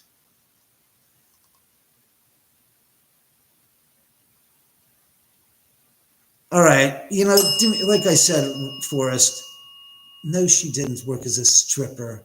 Your stories are so flagrantly flawed. It's sad. It's not sad. It's pathetic. These are nonsense. If you want to believe them, go right ahead. The bullshit never runs so deep as in when people are talking conspiratorially speaking. It's nonsense. It doesn't mean squat. This is bullshit. And I'm not going to entertain any more commentary. And you can write your book, but I'm not going to entertain any more of this discussion about this, that, and the other thing about the Rat Pack. And just really, is that what you're coming up with?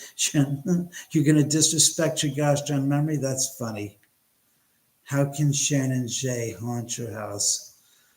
All right, we're going to say goodnight to somebody right now. There's an old saying. I don't put up with stupid and I don't put up with shit. And you know something, for our friends,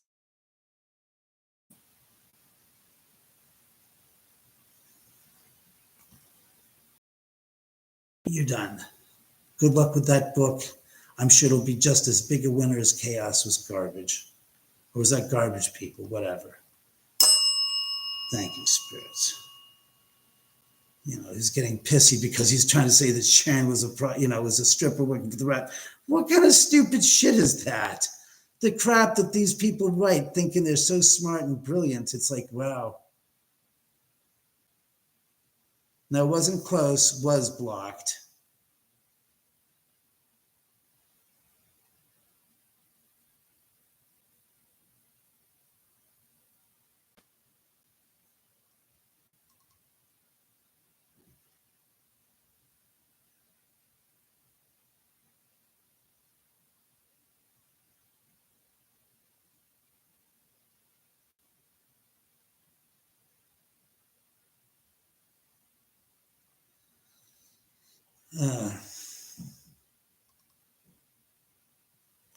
No, it was just ridiculous. It was insulting to Sharon's memory to say such things, and I'm sorry. I don't let people disrespect Sharon's memory and saying things that they think they're so brilliant in commentary of.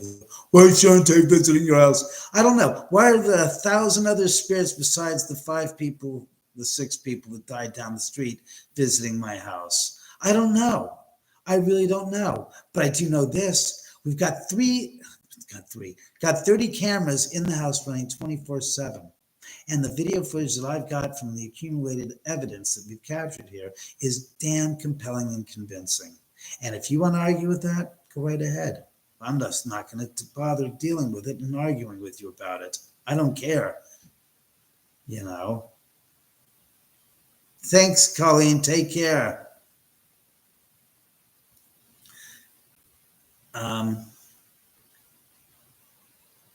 No, they don't get. Thank you. They don't get to me. They just bother I just am standing up for Sharon's memory. And how dare he say that Sharon was a stripper? That's one thing Sharon wasn't doing. I know that, again, present day, that wouldn't be a big to-do. Back then, it was a big to-do. And let's be honest with you. If Sharon was stripping for those guys, that shit would have gotten around. She would have been blackballed in Hollywood. She would not have gotten any acting roles whatsoever. I don't give a rat's ass what present day methodology and thought processes he's using to think about back in 1968, 69.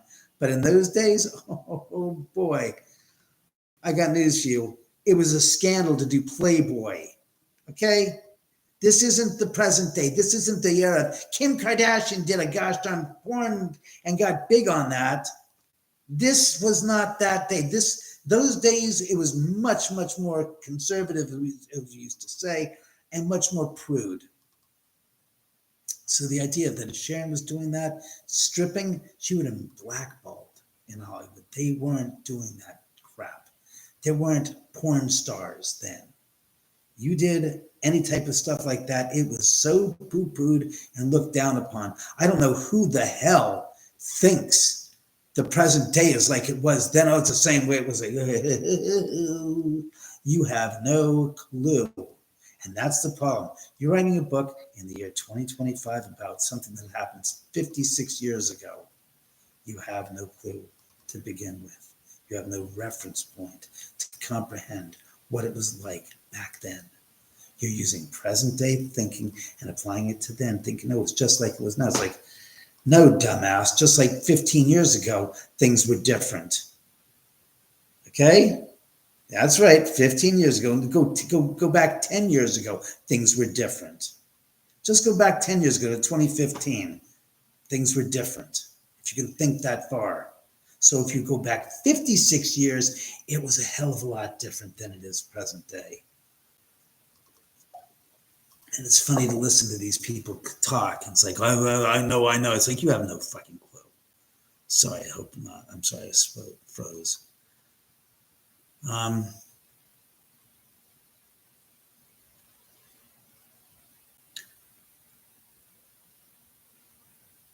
She wasn't stripping. She was never going to. And she knew that if she did any type of thing like that, she would have been blackballed. It was, that bad. Yeah, well, saying thank you, Master. Sam, I appreciate that. To me, it's just disrespectful.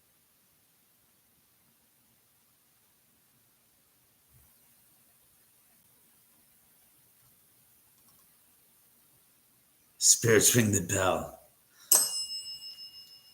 That's pretty good. Thanks, spirits. That's a first. I really thank you. I can't say thank you enough. You blew my mind with that one. That was good. Yeah, movie star, I have no argument with you on that. Hey, B. Carol, how are you? Yeah, exactly, Pat. It would have been a career killer if she'd done that. Yeah, B, no kidding about that. That's what it feels like. Thanks, Virginia. I appreciate that. So I think let's go downstairs since everything is quiet as a mouse. I've got a cold cat. I've got a sleeping cat there. I got a sleeping cat. Yeah, let me move out of the way so you can see.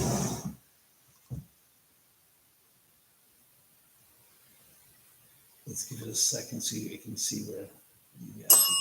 All right. We're going downstairs. See, there's Samantha. Yes, it is. Forget it. We're going downstairs. I'm turning this off. I'm going downstairs to the theater room to show them because they want me to show off. No, they want you to show off. They want me to take the equipment downstairs with the light ball and all that stuff.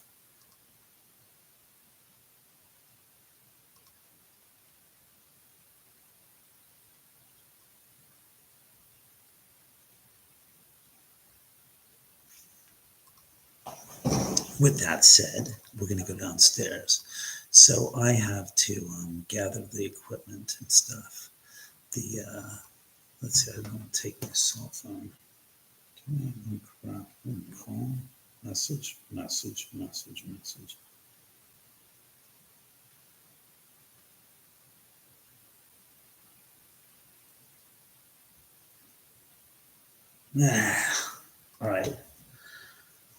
All right, what time is it? Oh, crap, I've got 103 freaking minutes. Crap. All right, 17 more minutes. All right, so we're going to wrap this up for a 2-hour show tonight. I know it's the longest day of the year. It doesn't mean I have to do the longest show. Let me grab the cat balls. What?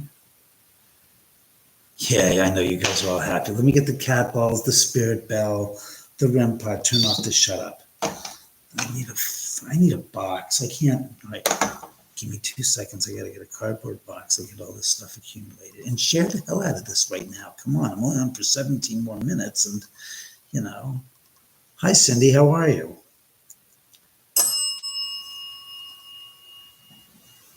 Excuse me. It's like Alka-Seltzer time or something. Gee.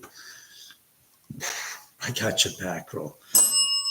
It is Alka-Seltzer time. I don't have any Alka-Seltzer. What is this? A commercial? I have tons, but I don't need them. I have little gas.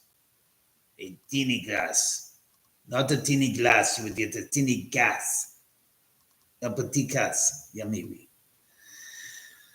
All right. Let me get the box so I can take this down and go investigate the downstairs.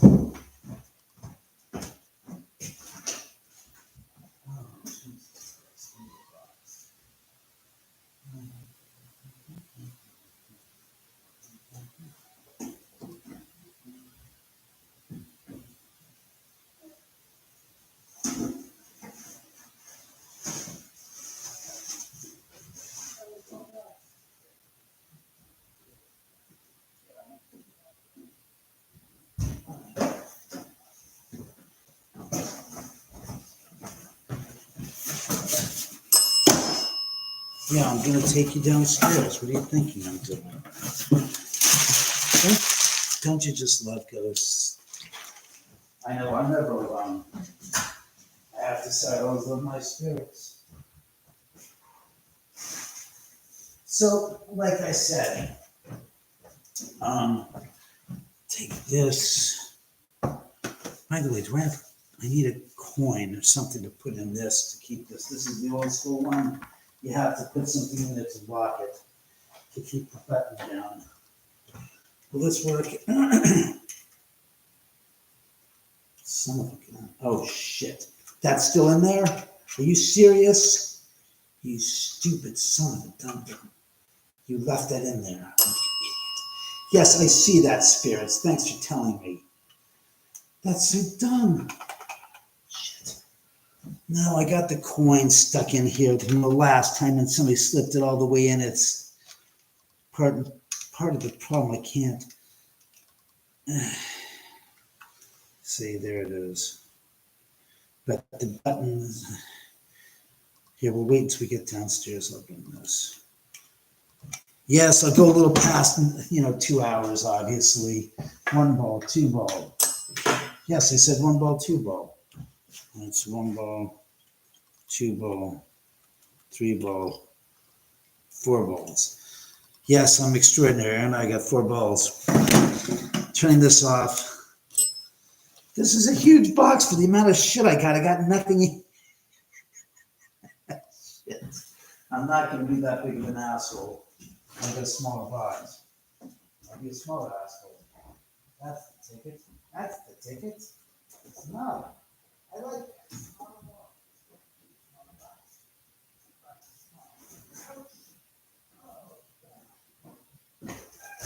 It's not that, that's for sure.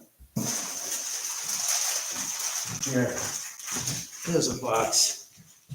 Here, let me shut the door since that door shouldn't be open. All right, so we shall grab this. Yeah, this is much more reasonable. I can put all my balls in there. I like my balls. And shh, just shut up. And that's it. Isn't that great? Is there anything the hell else we want to take with us? No, unplug it. I'm going to go with battery power on that. I've got no need for this. Get that out of the way. No need of this. Let me see. Damn it, David. You wig. What's you wig? Oh, we don't need it? No, we don't. All right, so I'm taking this, unplugging this. All right, I got to grab this. I got to make sure I don't disconnect that. I got to take this. I got to grab this. All right, and away we go. Here, I'll make this look like this. All right, so, and with this, wait a second. All right, here you guys. Bear with me. We have to remember. Whoa, Jesus Christ. Get up here. Get this. Oh, crap. Get this out of here. No, I don't want that. There we are. All right. Sorry, guys. I'm so sorry. All right, so bear with me. We're going to go walk down the stairs. All right, I'm going downstairs, Ray.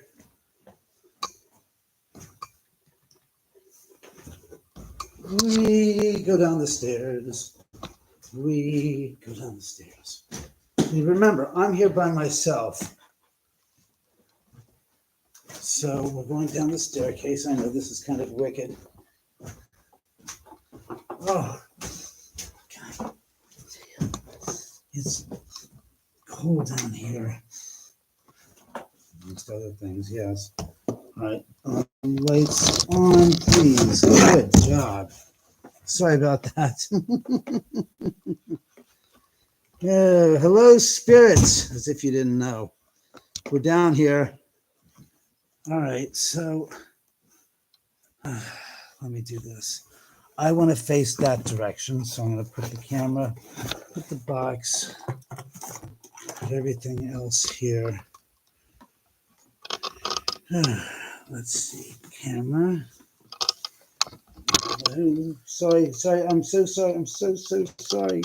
I don't mean to be screwing with your visuals here. I'm just trying to get this all set the hell up. All right. Come on.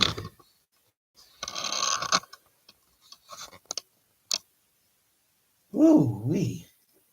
Wow, I can feel the energy down here. It's thick. It's weird as it's cold, but it's not temperature cold. It's energy weird cold.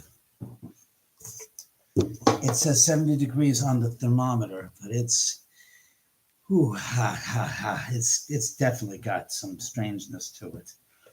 I can't tell you. It feels very unique. Unique? That's what they called me in junior high school. So let me put this back here like this. Why am I doing that? So that you guys can get a better view. All right. Yes, we're here by ourselves. Oh, son of a bitch. Here, I'm going to do this. Excuse me. There. How's that? Much better? All right, I'll let you catch up to where I am right now.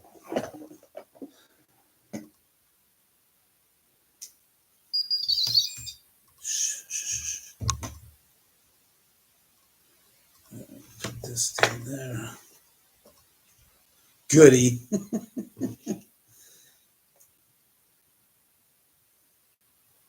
Oh, the bell right here. So put this on. Use that stupid screw to put this washer in here. Okay, 2 meter. Shh, stop it. Stand up. Good. Okay, 2 meter. Dead bell. Can you guys see that? Let's go back here. Plug Bones Productions, unique is good. Thank you, Lord King. I'm just trying to make sure that you guys can see this. So good you can see that. One ball on fire. Oh, I didn't? All right. I'll turn that on after I turn on the balls. 2 ball here. 2 ball here. That sounds kind of funny. Excuse me. Another ball there. And another ball there. But you can see this. All right, so you can see my balls. I'm going to move that here so you can see it better. I don't need them all on stacked. I want you to be able to see them. Can you see this one here? That one's over. No, I think I'm going to put it right next to there. All right, so you got that. Oh, let me turn this on. I have to turn the dead bell on first for it to ring. I have 4. What about that? Well, I have 4 balls, and this one is broken. So, and what about that one over there? Come here, you. This one's weak. The battery's definitely drained. So you have 5 balls. As you can see, very weak. So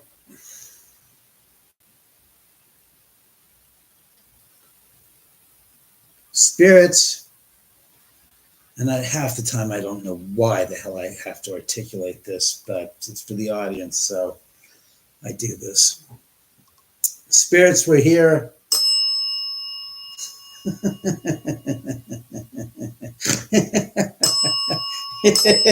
Oh, really? Oh, really? You're reading my mind, you sons of guns.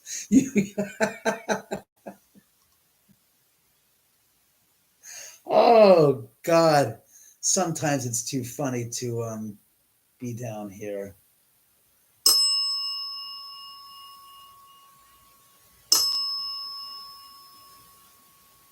Well, I'm glad that you're happy to see us. I assume you're happy to see us. That's why you're ringing the bell so much.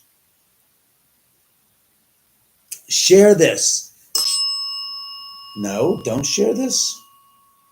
Share this live stream right now with your friends. Please, let's make this go stupid, crazy, viral. I don't know how to make it. They want to see it viral. They want to see it like VD. Bad joke, huh? Time of your time period, though, right? Hey, do your thing, spirits. Virginia Vizotto says. Hi, Rhonda. Share this video with your friends, and don't forget our sponsor tonight and every night, if you're here, is this book, Ghosts of Cielo Drive: The Afterlife of Sharon Tate and the Spirits of the Oman House. That's right. You can get it at ghostsofcielodrive.com. Get your copy today. I will personally sign it and then scribe it. Also, don't forget the movie House at the End of the Drive. It's an original story based upon my experiences here living in this home for the past 23 years. It's a fun, fun movie. Go check it out. And of course, go to the links on the YouTube channel, subscribe, etc., etc., etc., etc. I lost 2 fucking people in the past 2 seconds. My God. Spirits, they want some action. Hit the gosh darn REM pod up and hit the K2 meter. You know what to do. How's about I read from the book, my favorite book, Scary Stories to Tell in the Dark. Would that be fun, kids? Would you like that? Let's see. What's good?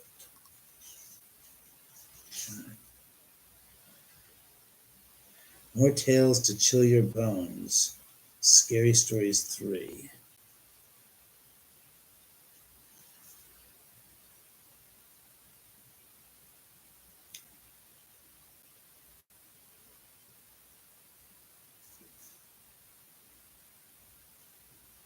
Ooh, this is the chapters. The beginning of this chapter is called On the Edge. You will say that these stories could not happen, yet some say they did happen. What's this? Sorry. Bess. Jack Nicholas raised horses. He had many horses of all kinds, but his favorite was Bess, a gentle old mare he had grown up with. He no longer rode her, for all she could do was just amble along. Bess spent her days grazing peacefully in a meadow. That summer, for the fun of it, John Nicholas went to the fortune teller's booth. The fortune teller studied her cards. I see danger ahead for you, she said. Your favorite horse will cause you to die. I don't know when, but it will happen. It is in the cards. John Nicholas laughed. The idea that Bess would cause his death was nonsense. She was about as dangerous as a bowl of soup. Yet from then on, whenever he saw her, he remembered the fortune teller's warning. That fall, a farmer from the other end of the county, asked if he could have Bess. He said he was thinking that the old horse would be perfect for his children to ride. That's a good idea, John said. It would be fun for them, and it would give Bess something to do. Later, John told his wife about it. Now, Bess won't kill me, he said, and they both laughed. I'm in the middle of the story. Yes, you understand I'm in the middle of the story. Thank you. A few months later, he saw the farmer who had taken her. How's my Bess? He asked. Oh, she was fine for a while, the farmer said. The children loved her. Then she got sick. I had to shoot her and put her out of her miseries. It was a shame. Despite himself, John breathed a sigh of relief. He had often wondered, in some crazy way, through some strange accident, Bess would kill him. Now, of course, she could not. I'd like to see her, said John, just to say goodbye. She was my favorite. The bones of the dead horse were in the far corner of the man's farm. John kneeled down and patted Bess's sun-bleached skull. Then a rattlesnake, which had made its home inside the skull, sank its fang deep into John's arm and killed him.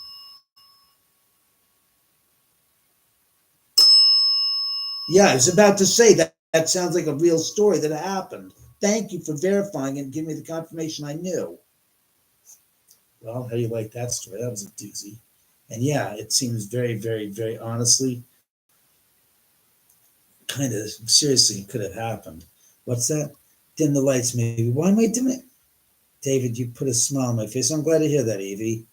What do you? Why am I dimming the lights? I can't read in the dark, you know. And anyways, dimming the lights doesn't do any good for ghosts. They don't care. That's me. All I can do is amble now. Oh, funny movie star. Me too. Well, that sucks. Yes, it sucks. Hey, Rob, how are you? No, hi, Evie. That's what we got for selling the Minnesota Putts. Movie star, you've just made me laugh. That was funny as hell. You didn't think it was funny? I thought it was very funny. Oh, you did think that they thought it was funny too. Thank you. You gotta love this device. You really do. 2 for yes, 1 for no. You have no problems communicating down here. So, um,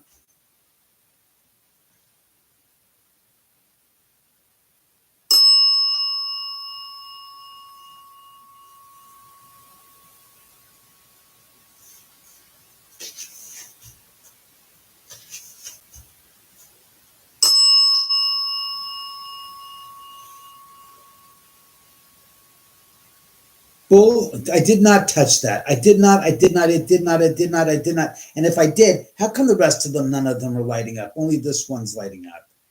I did not touch it. I swear to God, I didn't touch it.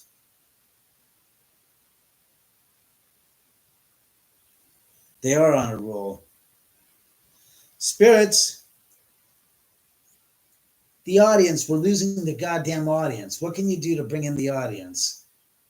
Share the video with your friends right now. Everybody that's out there, the 39 of you that are out there. Oh crap, the 37 of you that are out there. Who's, no, there's less than 37? No, it's 37, it says. Share with your friends.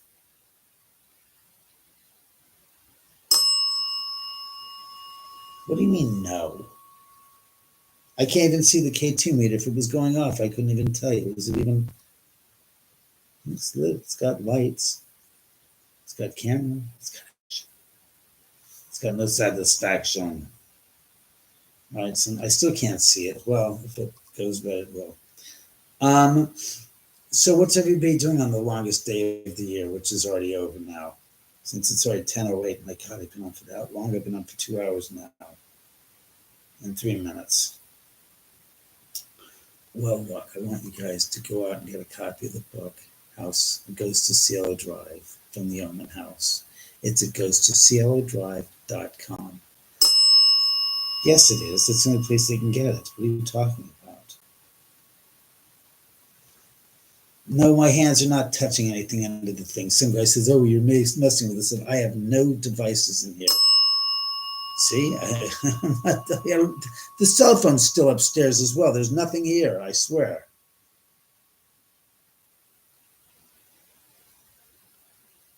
Thanks, movie star. Like I said, you want me to read another comment?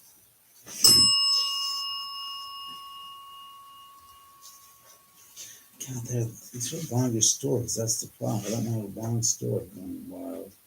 Things tell a story by wild animals. For some reason, the animals raise the child instead of eating it and learns to make sounds. They make it learns to eat and kill the way they do. So it's not human. Eek.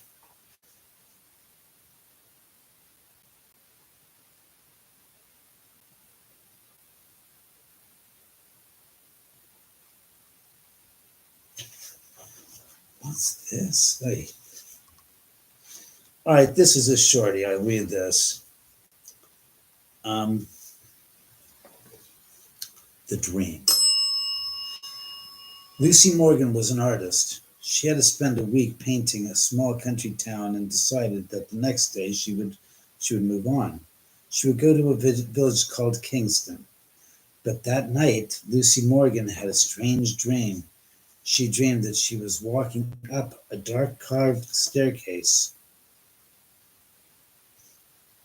and entered the bedroom. It was an ordinary room except for two things. The carpet was made of large squares that looked like trapdoors, and each one of the windows was fastened shut with big nails that stuck up out of the wood.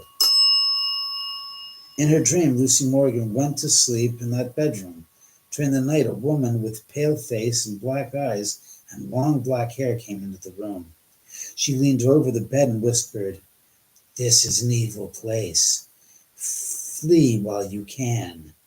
When the woman touched her arm to hurry her along, Lucy Morgan awakened from her dream with a shriek. She lay awake for the rest of the night trembling. In the morning, she told her landlady that she decided not to go to Kingston after all. "I can't tell you why," she said, "but I just can't bring myself to go there." "Then why don't you go to Dorset?" the landlady said. "It's a pretty town and it's not too far." So Lucy Morgan went to Dorset. Someone told her that she could find a room in a house on the top of a hill.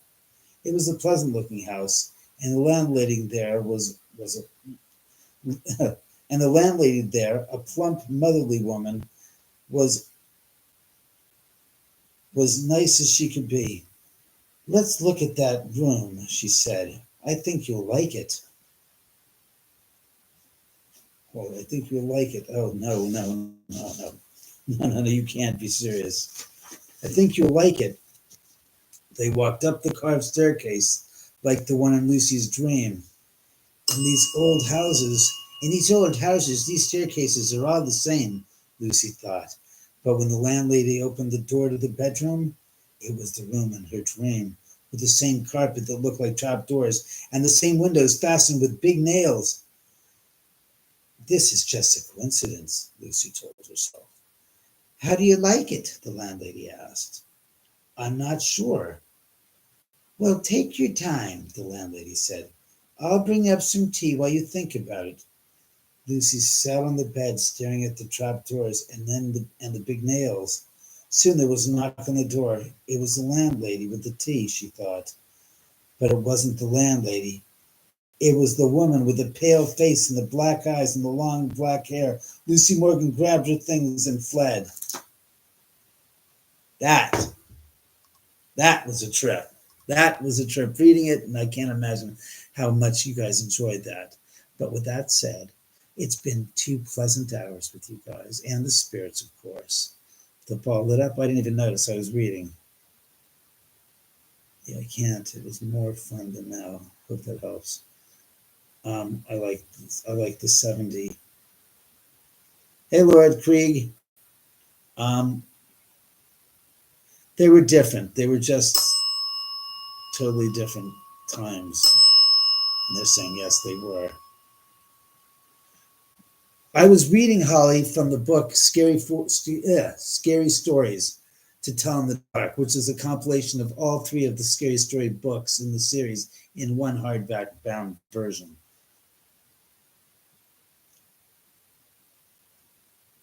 It wasn't Susan Atkins. She wasn't here.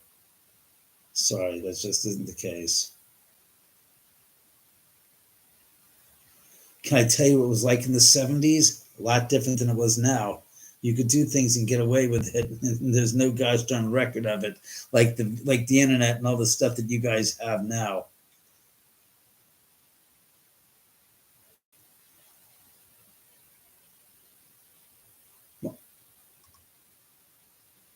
Don't look at me, kids.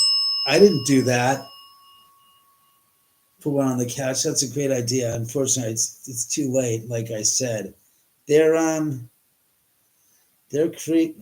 LA vlogs, how are you? Yeah, it's active tonight. Let me tell you, I've lost like 12 people in about 12 minutes. So in any event, I've been on for 2 hours so far. I'm going to get off, leave this evening to you guys to do other things at 10:15 in the evening Pacific Standard Time. But again, thank you very much for watching, and thank you. They're saying thank you as well, obviously. What can I say? Hey, Holly from Mississippi. Hi, Holly. So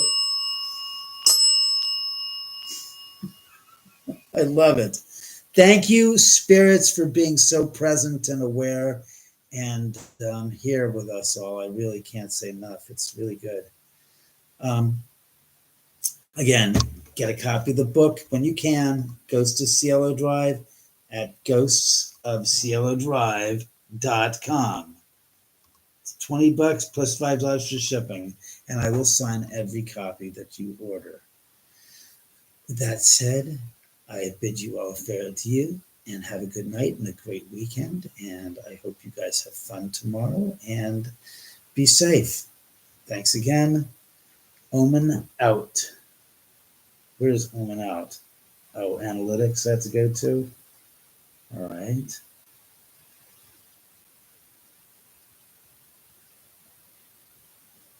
I'm just trying to figure out how to get this done. God, they are so active tonight. It's crazy. Yes, you know, it's an excellent connection. How do we get out of this excellent connection? Turn that out. Yeah, how do we? There we go. All right. Again, goes to Cielo Drive. It goes to cielodrive.com. The movie House at the End of the Drive at houseattheendofthedrive.com. It's $3.99 US for a 3-day rental of the movie. Go check it out. And of course, tell your friends and subscribe to the channel. And if anybody knows any big time celebrities that they're friends with personally, not just like I'm a fan club member, whatever, that they know that they think that might have an interest in being a host for the docu-series, send me a message and I'll get it and I'll return your email, your message, and we'll talk. It's like I said, I'm looking for a celebrity to be the I don't know if the bell goes. I don't have it on at night when I go to sleep. Are you crazy? Wake me up in the middle of the night saying, "Oh, shut up! I don't want to hear anything." Spirits, what do you want? I'm not a gosh darn restaurateur here. I'm not making you breakfast at the middle of the night. So, thanks, Ron. I appreciate it. Thank you very much, Holly. Like I said, if you guys know anybody that's a celebrity, it's got to be somebody that's decent. You know, I mean, in the vein of like Dan Aykroyd, William Shatner, Lawrence Fishburne, Jeff Goldblum. Those are the people we're looking at as examples of what we're going to do, because they are all on their own docu-series about different, let me see, there's the unbelievable, there's the, all of the unexplained. It's going to be a 4-part docu-series about the house and the hauntings based on the book. So I'm looking for a celebrity to attach to it for sale to a network. In any event, you guys have a great weekend. Thank you very much again for staying tonight and being here.